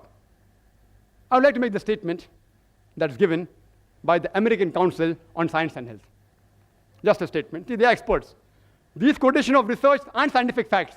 All this quotation that this causes this, that, some are scientific facts, but they can be prevented. But the other thing about mentioning about this land and that land, these are only statistics done by individual researchers. Even when you do PhD, you can do a research and that will come into account, but won't carry weight. American Council on Science and Health says that a person need not abstain from meat and be a vegetarian to have a healthy diet. And the topic is not veg or non-veg, which is healthier. It is non-veg food permitted or prohibited for the human beings? And I will list out the points in summary to make it easier for Mr. Zaveri to answer in the rebuttal. Point number 1, there is not a single major religion which bans or prohibits all non-veg food in general. Point number 2, geographical places like Arctic, where Eskimos live, how could you have provided food all these years back? And today also, if you provide, it's going to be more expensive. Point number 3, if all life is sacred, why do you kill the plants? Even they have life. Point number 4, even plants feel pain. Point number 5, even if I agree they have 2 senses less, killing a creature of 2 senses less is a lesser crime, is illogical. Point number 6, it's preferable to kill one animal and take one animal life than to take 100 lives of plants for feeding 100 people. Point number 7, each and every argument can be disproved. The liver and the kidney, HCl, same with saliva, same with the pH of the blood, same with the lipoprotein. Point number 8, the human beings have an omnivorous set of teeth for eating veg as well as non-veg. Point number 9, they have a digestive system which can digest both veg and non-veg and have proved it scientifically approved by the enzymes. Point number 10, primitive man was non-veg. So you can't say it's prohibited for human beings. Human beings means even for that person. Point number 11, the food you eat has an effect on a behavior, but saying that non-veg food makes you violent has got no scientific base at all. Point number 12, giving argument that veg food makes you strong, makes you peaceful, makes you intelligent, makes you athletes, are all myths. Point number 13, night vision and sense of smell is strong in carnivorous. In herbivorous, it is less. The carnivorous animal have hoarse voice, coarse voice. Herbivorous animal don't have coarse voice. Are all illogical arguments. Point number 14, that veg food is cheaper, I've disproved it. It's not economical. In certain countries, yes.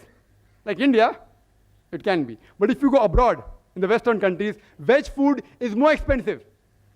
And fresh veg food is phenomenal. Fresh vegetables. Furthermore, point number 15, that the land required to graze the animal will cause scarcity of the land for growing crops is also wrong. Point number 16, if the non-vegetarians stop slaughtering the cattle, do you know that there will be overpopulation of cattle? Point number 17, according to Dr. Kerr, these books written by dietitian, they can't be relied upon. All the statistics given are mainly from there. There is not a single statement, point number 18, in any authentic medical book which says non-veg food in general should be banned. Point number 19, there is not a single government on the face of the earth which has banned all non-veg food as a general rule. And point number 20, that even the American Council on Science and Health has said that for a healthy diet, being a pure vegetarian is not required. These are sufficient proof, logical and scientific, that non-veg food has to be permitted. If Mr. Zaveri doesn't agree, I request him to answer scientifically, not by comparison on just researches. But yet if Mr. Rashmibhai Zaveri doesn't reply to more than 20 points which I've put forth, yet I will not ask him to become a non-veg, because I'm not a fanatic non-vegetarian. I'm not. Yet if you want to continue eating vegetarian food, I have got no objection. It's a personal choice. It's a personal choice. Some people like, due to certain taste, etc. It's a personal choice. And only thing I'd like to tell the people, that the vegetarians, the ideological vegetarians who do so much propaganda, that this has got more value, etc., they should stop such things and stop distributing these type of books which mislead the people. I would like to end my talk by giving the quotation of the glorious Quran from Surah Nahl, chapter 16, verse 125, which says, "Udu ila sabili rabbika bil hikmah wal mau'izatil hasana wajadil billati ahsan." That is, invite all to the way of thy Lord with wisdom and beautiful preaching, and argue with them and reason with them in the ways that are best and most gracious. Wa akhiru da'wana alhamdulillahi rabbil alamin.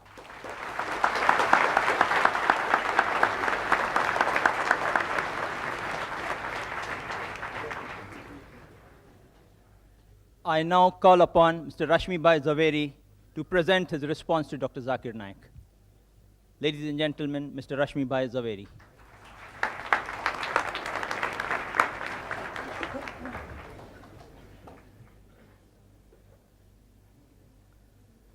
First of all, I really thank Dr. Zakir Naik for giving me the choice whether I would like to still remain a vegetarian or non-vegetarian. Thank you very much. I would request Mr. Coordinator that would you like to have the rebuttal or my comments now, or shall we have? No. Because after all, you know, this is No. Now it's better, you know, let's do have the some same question and answer if you think. question answer we have in the third session. We have three-part session.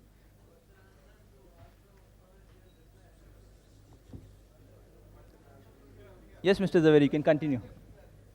Anyhow, we are totally at the command of the coordinator, so I will No, as obey. decided, you know, the No, same it's format okay. we keep. I will obey. I will your, not allow Dr. Zakir also to order. change the format. Now, I'll object. first thing that I will say, it's not a question of whether one is logical or illogical, and it's not a question of the choice that one makes. As I said in my talk earlier, everything is relative, and you have to understand this topic from that perspective. Now, one thing that I will very strongly object with respect to Dr. Zakir's, that not a single religion prohibits non-veg. I am expert, I can say, because I am a student, I have done MA in Jainology. I can say from my religious point of view that Lord Mahavir and our all 24 Tirthankaras very vehemently prohibited non-veg food. I have already given you some quotations. You see, mainly arguments of Dr. Dean Ornish is based on the fact that non-veg food contains excessive protein, cholesterol and saturated fat. So that is why he said that for healthy and peaceful living, you must have non-veg veg diet. Now, he said that plant has also got life. No, it is not only proved by Dr. Jagdish Chandra Bose, but even our Lord Mahavir. He stated 2500 years ago that not only plant, air, water, fire, minerals of the earth, they all have life. He has not said that you are allowed to kill this life and maintain yourself. But he was a practical Tirthankara. So he said that those who cannot renounce this world and become Jain Muni, you know, Jain Munis, they don't even kill plant vegetation or even other living beings for their food. They bake the food which is cooked in our house. Will not go into that controversy that even you kill it and then give them. That's a separate story. But the teachings of Mahavir are very clear that you shall not harm any living being, whether animate or inanimate. Now, because of certain constraint for those people who cannot renounce the world, he has said that at least you can avoid essential killing. He has said that even if you, when you have food made out of plant, it is violence, it is hinsa, but it is necessary. So what I prohibit is unnecessary killing. Friends, this is a very sharp distinction, but very important distinction we should make, that if the alternative is available, we should not go for that alternative which compels us to kill and eat our own fellow creatures. Another thing, so he said plants. In my talk I stated about plant food, and he said that even a lizard can grow tail. That's the only exception.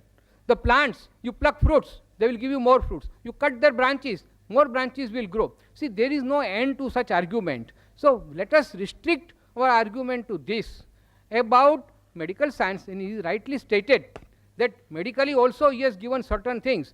I have also stated. Now it is for the enlightened audience to decide whether the scientific facts that I have given are correct or he has given. It's okay. It's a question of argument. Now he has conveniently forgotten. Please excuse me, I am telling because I am trying to rebut your things. The psychological aspect. When we consume animal food, we also inherit certain animal instincts. What have you to say? Please, in your rebuttal, you can say that. Now, doctors also, most of the doctors prescribe raw vegetable. Now, coming to cooking, most of the doctors prescribe raw vegetables for healthy diet. Only that food or cereals which will not be proper for a human being to consume raw, that only can be cooked. But as far as possible, and in our Indian Vegetarian Congress, we always, whenever we have a meeting, we have most of the food raw, uncooked, and that is more healthy according to us. About the books, these books were not given by me to Dr. Naik, and it was given by my friend Mr. Salecha, who approached me. That's okay, it's nothing very important. Now, I will tell you one thing, that you cannot alter the truth by just loud applause. Okay. If you are impressed by my argument, you may applaud me. Or if you are impressed by the other argument, you can applaud that. But I firmly believe that just because some arguments are appealing to you and you applaud them loudly will not alter the truth. And I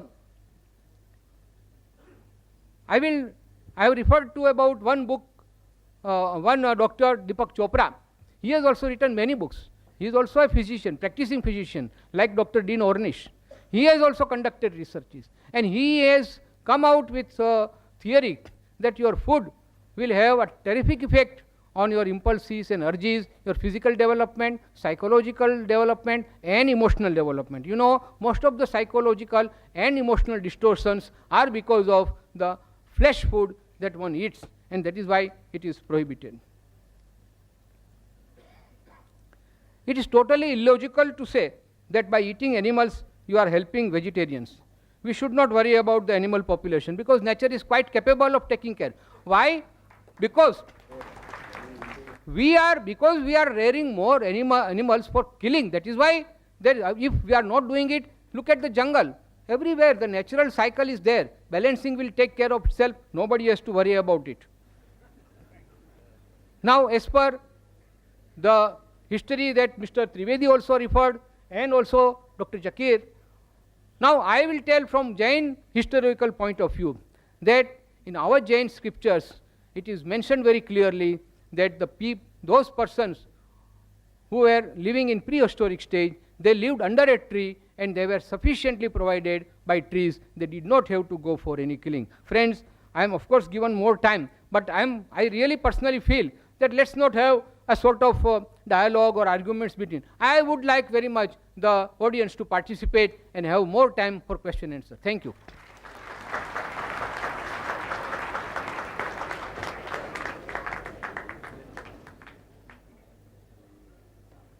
Thank you, Mr. Zaveri. We have 5 minutes more. He's taking 5 minutes left. Now I call upon Dr. Zakir Naik to present a response to Mr. Rashmibhai Zaveri for 15 minutes only.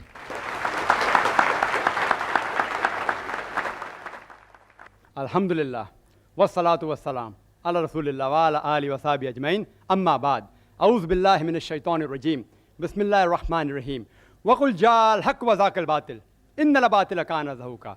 Bismillahir rahmanir rahim. Rabbi shrah li sadri wa yassir li amri wa hlul 'uqdatam min lisani yafqahu qawli. The respected people on the dais and my respected elders and my brothers and sisters, I welcome once again all of you with Islamic greetings. Assalamu alaikum wa rahmatullahi wa barakatuh. May peace, mercy and blessings of Allah subhanahu wa ta'ala be on all of you. I have not conveniently forgotten anything. If you realize I spoke maybe half minute more than the time allotted, so how can you say I conveniently forgot? If you give me even 5 hours more, if you're willing to stay, because you were the person who kept time restrictions, less time 30, I had to bargain for 50 minutes. I would love to speak for 2 hours. Even full day, I can do it, because I'm a marathon speaker, alhamdulillah. I'm a non-vegetarian.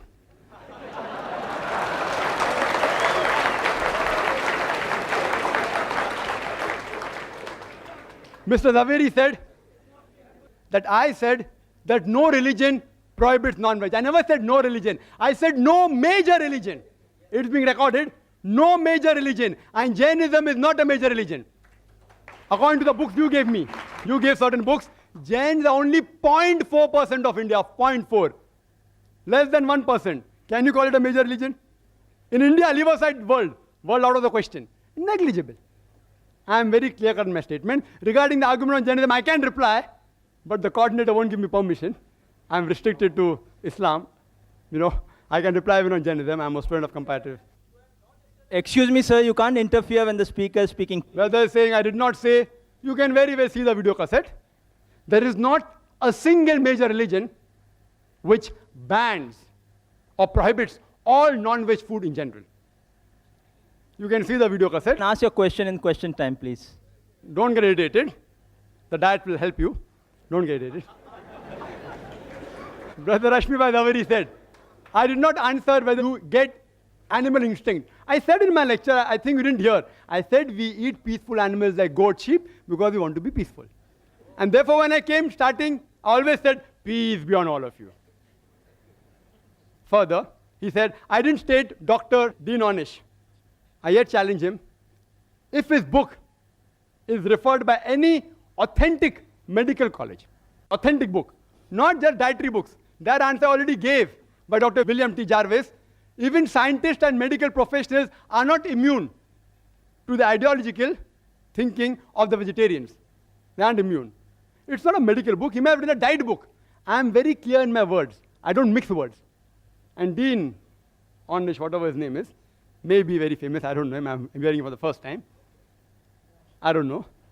I yet ask him to prove and check whether that book is referred as a textbook. Not as a medical book, a text medical book in a college. That shows authenticity. He said we should not worry about the cattle. Nature will take care. It is you all who are so much worrying. We aren't worrying. Nature made them in such a way that the moment you kill them, they will again come. God is the creator. Allah made them. If we kill lion, tiger, they will become extinct. Therefore, we cannot have their food. The cattle, we can have. God has made them that way. If we don't follow the instruction of God, there will be overpopulation. And regarding cutting of plants, what he said, people say that if we have plants, the mother is yet alive.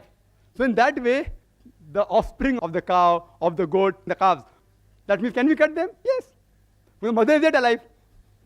The cow is yet alive. And when the offspring becomes a mother, you can also kill the mother.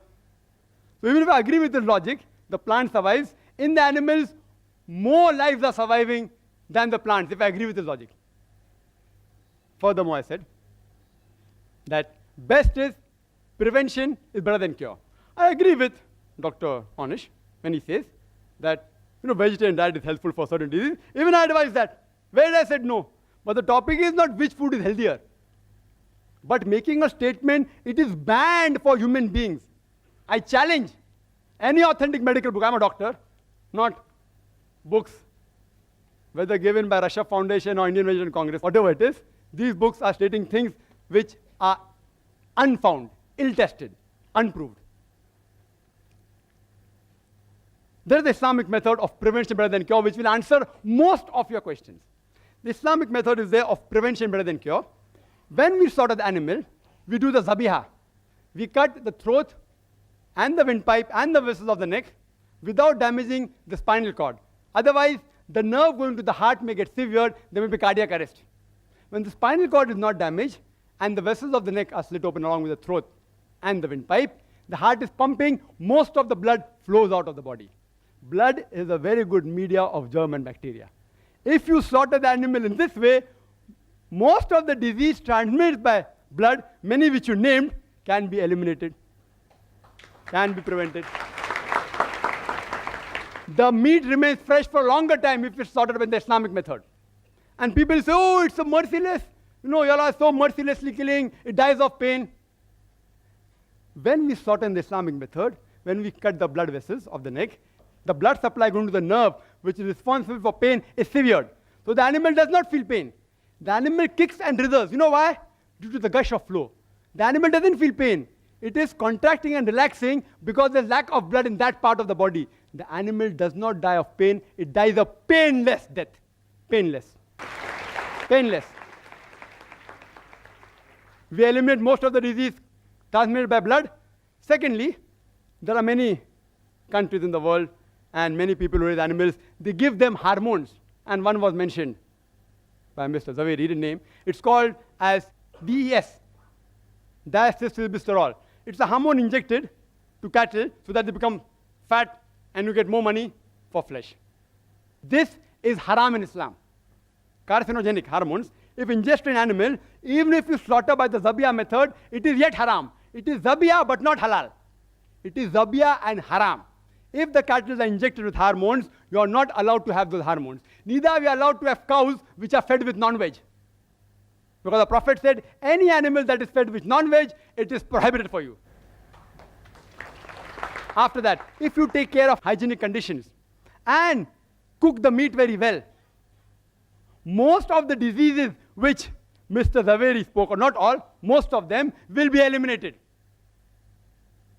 And in the non-veg flesh food, the most dangerous, which is commonly eaten, is pork.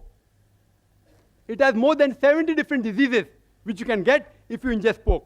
More than 70 different diseases. And one of them is ischemic heart disease, which he spoke about. Because pork has more of fat building material than muscle building material, it gets deposited on the walls of the vessels, causing atherosclerosis, hypertension, etc. That's the reason in the Quran, no less than 4 different places, in Surah Baqarah chapter number 2, verse number 173, in Surah Ma'idah chapter number 5, verse number 3, in Surah Anam chapter number 6, verse number 145, and Surah Nahl chapter number 16, verse number 115, it says, Hurrimat alaykumul maitatu waddamu wa lahmul khinzir, wa ma uhilla li ghayrillah bih. Forbidden for you for food are dead meat, blood, the flesh of swine, and any food on which any name besides God's name has been invoked. It's haram. So we abstain from it and we prevent several diseases of non-veg. Quran says in Surah Taha, chapter number 20, verse number 81, eat of the food we have provided for you in sustenance, but commit no excesses therein. Most of the diseases, what Mr. Rashmibhai Zaveri spoke about, is due to excessive eating. Even if you eat excessive veg food, you will have many diseases. I will not say, don't have veg food. I'm a doctor. I'm not an ideological, neither a fanatic non-vegetarian. So if you prevent eating in excess, most of the disease will be prevented. If you follow the Islamic guidelines, slaughter in the Islamic method, remove the blood, don't give hormones, cook the food very well, hygienic conditions, avoid pork, don't eat in excess, most of the disease can be prevented. It answers most of his arguments. Few are yet remaining. If time permits or in question answer time, if you ask, I will reply. Do you know that talking about healthy food, talking about all research and experiments, I'll talk something which is a fact. According to Dr. William, again very famous person, Dr. William, he says that vegetarian food extends the life of a human being for more than 6 years. If you have veg food, as compared to non-veg food, you live 6 years longer. Again, hypothesis. If you analyze, data was collected about all the people who lived above 100 years from 1932 to 1952. And on this data, a person by the name of O. Sejares, he wrote a book, Living to be 100, 1,200 people who did and why they did it. Everything is mentioned. In it, even diet is mentioned. Do you know out of 1,200 people, how many were vegetarian? How many? Guess. 1,000. 4.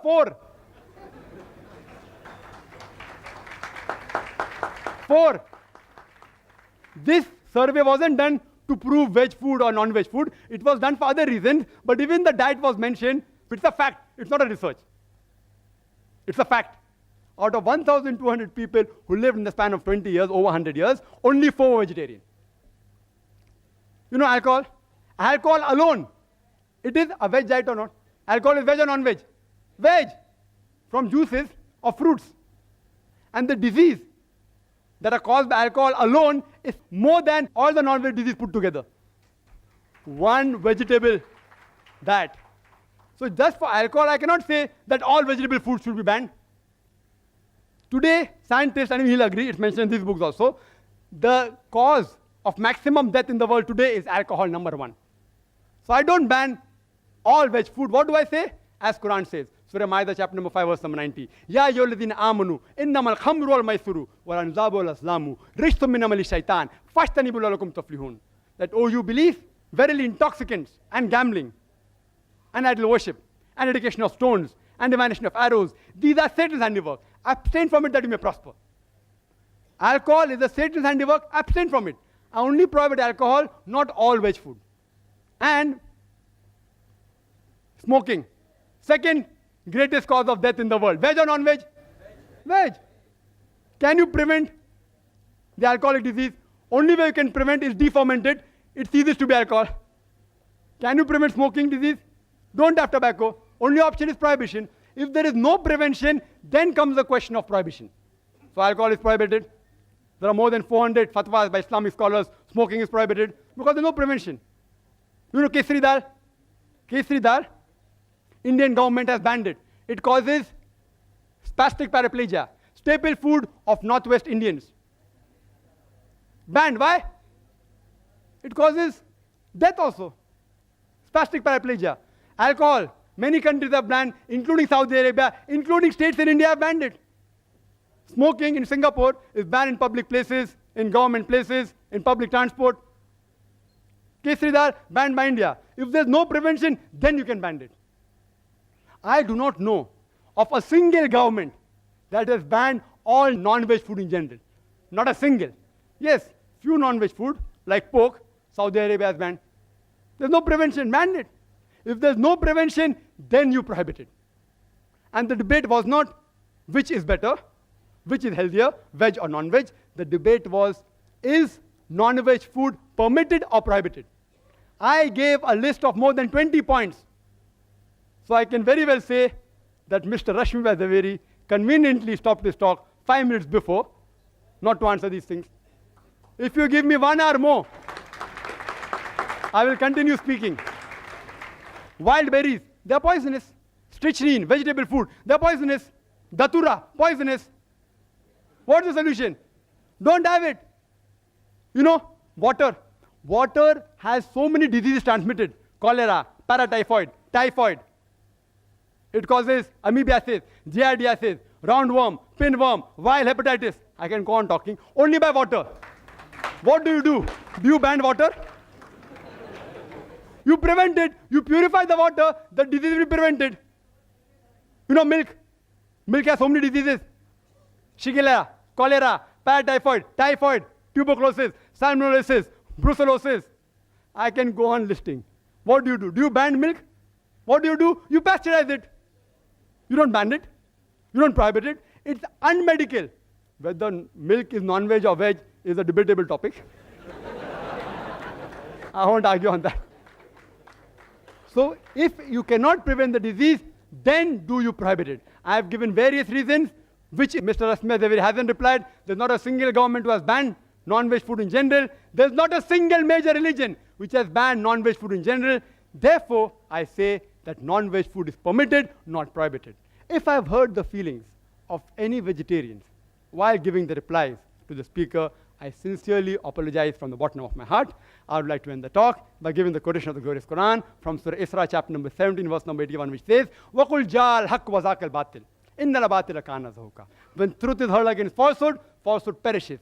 For falsehood is by its nature bound to perish. وَآخِرُ دَعْوَانَا الْحَمْدُ لِلَّهِ رَبِّ الْعَالَمِينَ.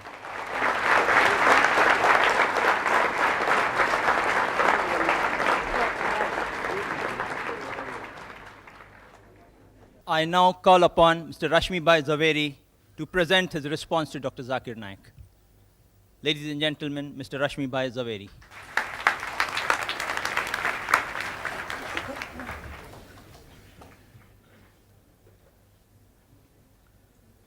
First of all, I really thank Dr. Zakir Naik for giving me the choice whether I would like to still remain a vegetarian or non-vegetarian. Thank you very much. I would request Mr. Coordinator that would you like to have the rebuttal or my comments now, or shall we have? No. Because after all, you know, this is... Now it's better, we'll let's do have the some same question and answer if you think. question answer we have in the third session. We have 3-part session.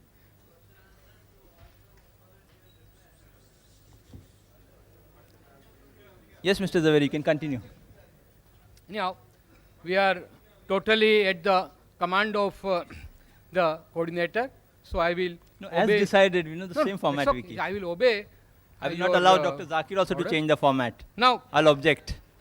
first thing that I will say, it's not a question of whether one is logical or illogical, and it's not a question of the choice that one makes. As I said in my talk earlier, everything is relative, and you have to understand this topic from that perspective. Now, one thing that I will very strongly object with respect to Dr. Zakir's, that not a single religion prohibits non-veg.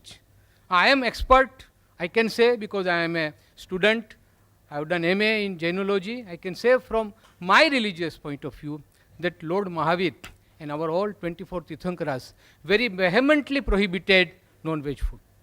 I have already given you some quotations. You see, mainly arguments of Dr. Dean Ornish is based on the fact that non-veg food contains excessive protein, cholesterol, and saturated fat. So that is why he said that for healthy and peaceful living, you must have non-veg veg diet. Now, he said that plant has also got life. No, it is not only proved by Dr. Jagdish Chandra Bose, but even our Lord Mahavir. He stated 2500 years ago that not only plant, air, water, fire, minerals of the earth, they all have life. He has not said that you are allowed to kill this life and maintain yourself. But he was a practical Tirthankara. So he said that those who cannot renounce this world and become Jain Muni, Jain Munis, they don't even kill plant vegetation or even other living beings for their food. They bake the food which is cooked in our house. Will not go into that controversy that even you kill it and then give them. That's a separate story. But the teachings of Mahavir are very clear that you shall not harm any living being, whether animate or inanimate. Now, because of certain constraint for those people who cannot renounce the world, he has said that at least you can avoid essential killing. He has said that even if you, when you have food made out of plant, it is violence, it is hinsa, but it is necessary. So what I prohibit is unnecessary killing. Friends, this is a very sharp distinction, but very important distinction we should make, that if the alternative is available, we should not go for that alternative which compels us to kill and eat our own fellow creatures. Another thing, sir. He said plants. In my talk I stated about plant food, and he said that even a lizard can grow tail. That's the only exception. The plants, you pluck fruits, they will give you more fruits. You cut their branches, more branches will grow. See, there is no end to such argument. So let us restrict our argument to this. About medical science, and he rightly stated that medically also he has given certain things. I have also stated. Now it is for the enlightened audience to decide whether the scientific facts that I have given are correct or he has given. It's okay. It's a question of argument. Now he has conveniently forgotten. Please excuse me, I am telling because I am trying to rebut your things. The psychological aspect. When we consume animal food, we also inherit certain animal instincts. What have you to say? Please, in your rebuttal, you can say that. Now, doctors also, most of the doctors prescribe raw vegetable. Now, coming to cooking, most of the doctors prescribe raw vegetables for healthy diet. Only that food or cereals which will not be proper for a human being to consume raw, that only can be cooked. But as far as possible, and in our Indian Vegetarian Congress, we always, whenever we have a meeting, we have most of the food raw, uncooked, and that is more healthy according to us. About the books, these books were not given by me to Dr. Naik, and it was given by my friend Mr. Salecha, who approached me. That's okay, it's nothing very important. Now, I will tell you one thing, that you cannot alter the truth by just loud applause. Okay. If you are impressed by my argument, you may applaud me. Or if you are impressed by the other argument, you can applaud that. But I firmly believe that just because some arguments are appealing to you and you applaud them loudly will not alter the truth. And I have referred to about one book, Dr. Deepak Chopra. He has also written many books. He is also a physician, practicing physician, like Dr. Dean Ornish. He has also conducted researches, and he has come out with a theory that your food will have a terrific effect on your impulses and urges, your physical development, psychological development, and emotional development. You know, most of the psychological and emotional distortions are because of the flesh food that one eats, and that is why it is prohibited. It is totally illogical to say that by eating animals you are helping vegetarians. We should not worry about the animal population because nature is quite capable of taking care. Why? Because we are rearing more animals for killing. That is why if we are not doing it, look at the jungle. Everywhere the natural cycle is there. Balancing will take care of itself. Nobody has to worry about it. Now, as per the history that Mr. Trivedi also referred, and also Dr. Zakir. Now I will tell from Jain historical point of view that in our Jain scriptures it is mentioned very clearly that those persons who were living in prehistoric stage, they lived under a tree and they were sufficiently provided by trees. They did not have to go for any killing. Friends, I am of course given more time, but I really personally feel that let's not have a sort of dialogue or arguments between. I would like very much the audience to participate and have more time for question and answer. Thank you.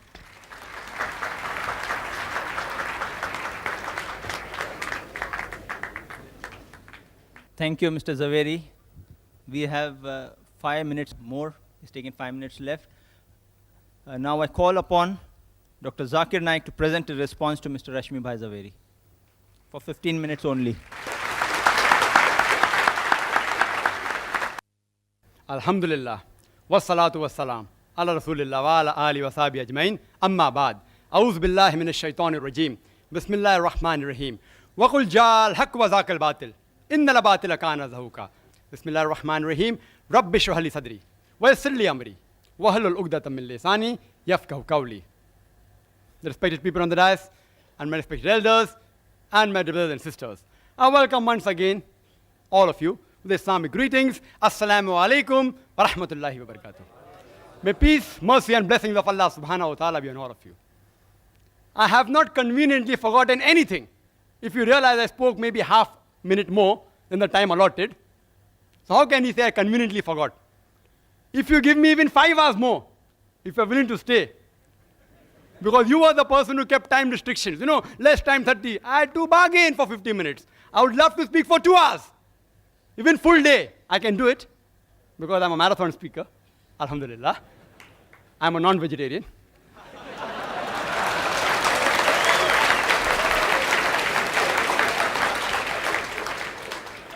Mr. Zaveri said that I said that no religion prohibits non-veg. I never said no religion. I said no major religion. It's being recorded. No major religion. And Jainism is not a major religion.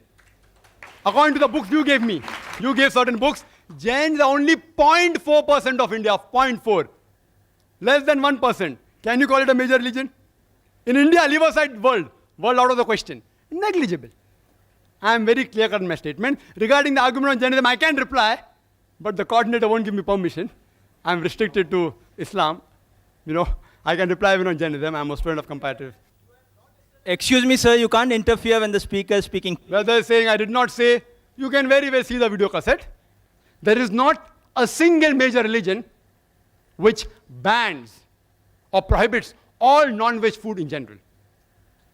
You can see the video cassette. Ask your question in question time, please. Don't get irritated. The diet will help you. Don't get irritated. Brother Rashmibhai Zaveri said, I did not answer whether you get animal instinct. I said in my lecture, I think you didn't hear, I said we eat peaceful animals like goat, sheep, because we want to be peaceful. And therefore when I came starting, I always said, peace be on all of you. Further, he said, I didn't state Dr. Onish. I yet challenge him. If his book is referred by any authentic medical college, authentic book, not just dietary books, that answer I already gave by Dr. William T. Jarvis. Even scientists and medical professionals are not immune to the ideological thinking of the vegetarians. They aren't immune. It's not a medical book. He may have written a diet book. I am very clear in my words. I don't mix words. And Dean Onish, whatever his name is, may be very famous. I don't know him. I'm hearing him for the first time. I don't know. I yet ask him to prove and check whether that book is referred as a textbook. Not as a medical book, a text medical book in a college. That shows authenticity. He said we should not worry about the cattle. Nature will take care. It is you all who are so much worrying. We aren't worrying. Nature made them in such a way that the moment you kill them, they will again come. God is the creator. Allah made them. If we kill lion, tiger, they will become extinct. Therefore, we cannot have their food. The cattle, we can have. God has made them that way. If we don't follow the instruction of God, there will be overpopulation. And regarding cutting of plants, what he said, people say that if we have plants, the mother is yet alive. So in that way, the offspring of the cow, of the goat, the calves, that means can we cut them? Yes. The mother is yet alive. The cow is yet alive. And when the offspring becomes a mother, you can also kill the mother. So even if I agree with this logic, the plant survives. In the animals, more lives are surviving than the plants, if I agree with this logic. Furthermore, I said that best is prevention is better than cure. I agree with Dr. Onish when he says that vegetarian diet is helpful for certain diseases. Even I advise that. Where I said no. But the topic is not which food is healthier, but making a statement, it is banned for human beings. I challenge any authentic medical book. I'm a doctor, not books, whether given by Russia Foundation or Indian Vegetarian Congress, whatever it is. These books are stating things which are unfound, ill-tested, unproved. There is the Islamic method of prevention better than cure, which will answer most of your questions. The Islamic method is there of prevention better than cure. When we slaughter the animal, we do the zabiha. We cut the throat and the windpipe and the vessels of the neck without damaging the spinal cord. Otherwise, the nerve going to the heart may get severed, there may be cardiac arrest.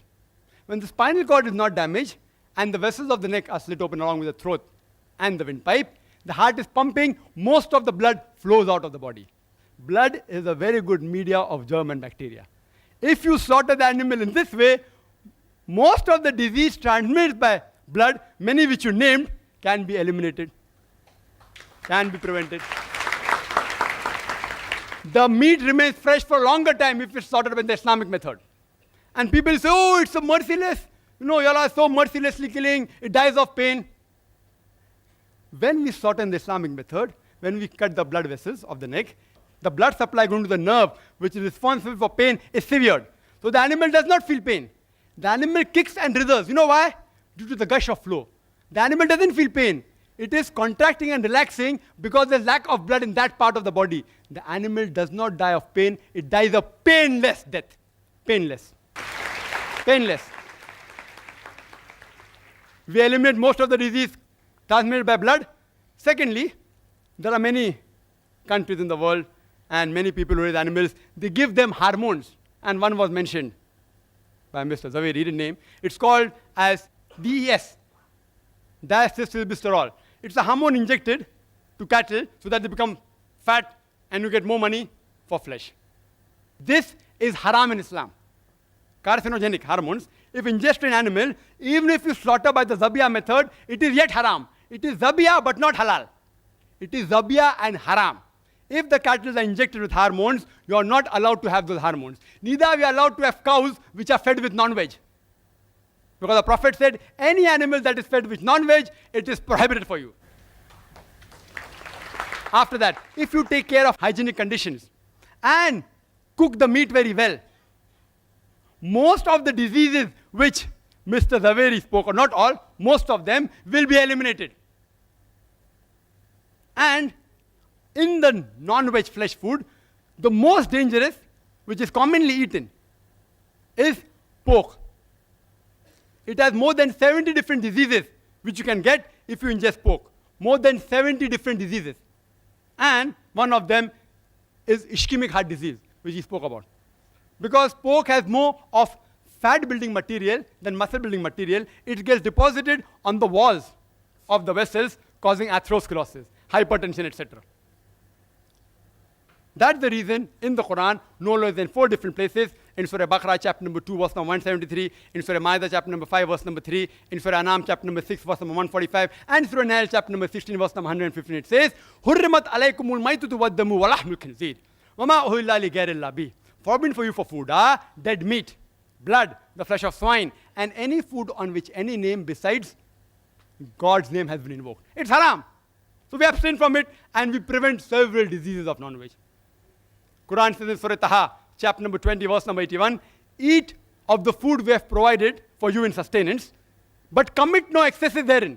Most of the diseases, what Mr. Rashmibhai Zaveri spoke about, is due to excessive eating. Even if you eat excessive veg food, you will have many diseases. I will not say, don't have veg food. I'm a doctor. I'm not an ideological, neither a fanatic non-vegetarian. So if you prevent eating in excess, most of the disease will be prevented. If you follow the Islamic guidelines, slaughter in the Islamic method, remove the blood, don't give hormones, cook the food very well, hygienic conditions, avoid pork, don't eat in excess, most of the disease can be prevented. It answers most of his arguments. Few are yet remaining. If time permits or during question answer time, if you ask, I will reply. Do you know that talking about healthy food, talking about all research and experiments, I'll talk something which is a fact. According to Dr. William, again very famous person, Dr. William, he says that vegetarian food extends the life of a human being for more than 6 years. If you have veg food, as compared to non-veg food, you will live 6 years longer. Again, hypothesis. If you analyze, data was collected about all the people who lived above 100 years from 1932 to 1952. And on this data, a person by the name of O. Sejares, he wrote a book, Living to be 100. 1,200 people who did and why they did it. Everything is mentioned. In it, even diet is mentioned.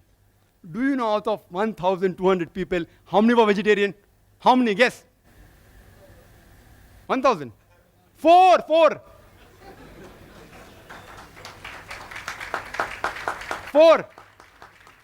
This survey wasn't done to prove veg food or non-veg food. It was done for other reasons, but even the diet was mentioned. It's a fact. It's not a research. It's a fact. Out of 1,200 people who lived in the span of 20 years, over 100 years, only 4 were vegetarian. You know alcohol? Alcohol alone, it is a veg diet or not? Alcohol is veg or non-veg? Veg. From juices of fruits. And the disease that are caused by alcohol alone is more than all the non-veg disease put together. One vegetable diet. So just for alcohol, I cannot say that all vegetable foods should be banned. Today, scientists, and he'll agree, it's mentioned in these books also, the cause of maximum death in the world today is alcohol, number 1. So I don't ban all veg food. What do I say? As Quran says, Surah Ma'idah, chapter number 5, verse number 90. Ya ayyuhalladhina amanu, innamal khamru wal maisuru, wal anzabu wal aslamu, rijsun min amali shaitan, fashtanibu la'allakum tuflihun. That, oh, you believe, verily intoxicants and gambling and idol worship and dedication of stones and divination of arrows, these are Satan's handiwork. Abstain from it that you may prosper. Alcohol is a Satan's handiwork. Abstain from it. I only prohibit alcohol, not all veg food. And smoking. Second greatest cause of death in the world. Veg or non-veg? Veg. Can you prevent the alcoholic disease? Only way you can prevent is deferment it. It ceases to be alcohol. Can you prevent smoking disease? Don't have tobacco. Only option is prohibition. If there is no prevention, then comes the question of prohibition. So alcohol is prohibited. There are more than 400 fatwas by Islamic scholars. Smoking is prohibited because there is no prevention. You know kesari dal? Kesari dal, Indian government has banned it. It causes spastic paraplegia, staple food of Northwest Indians. Banned. Why? It causes death also. Spastic paraplegia. Alcohol. Many countries have banned, including Saudi Arabia, including states in India have banned it. Smoking in Singapore is banned in public places, in government places, in public transport. Kesari dal banned by India. If there's no prevention, then you can ban it. I do not know of a single government that has banned all non-veg food in general. Not a single. Yes, few non-veg food, like pork, Saudi Arabia has banned. There's no prevention, ban it. If there's no prevention, then you prohibit it. And the debate was not which is better, which is healthier, veg or non-veg. The debate was, is non-veg food permitted or prohibited? I gave a list of more than 20 points. So I can very well say that Mr. Rashmibhai Zaveri conveniently stopped his talk 5 minutes before, not to answer these things. If you give me 1 hour more, I will continue speaking. Wild berries, they are poisonous. Strychnine, vegetable food, they are poisonous. Datura, poisonous. What's the solution? Don't have it. You know, water. Water has so many diseases transmitted. Cholera, paratyphoid, typhoid.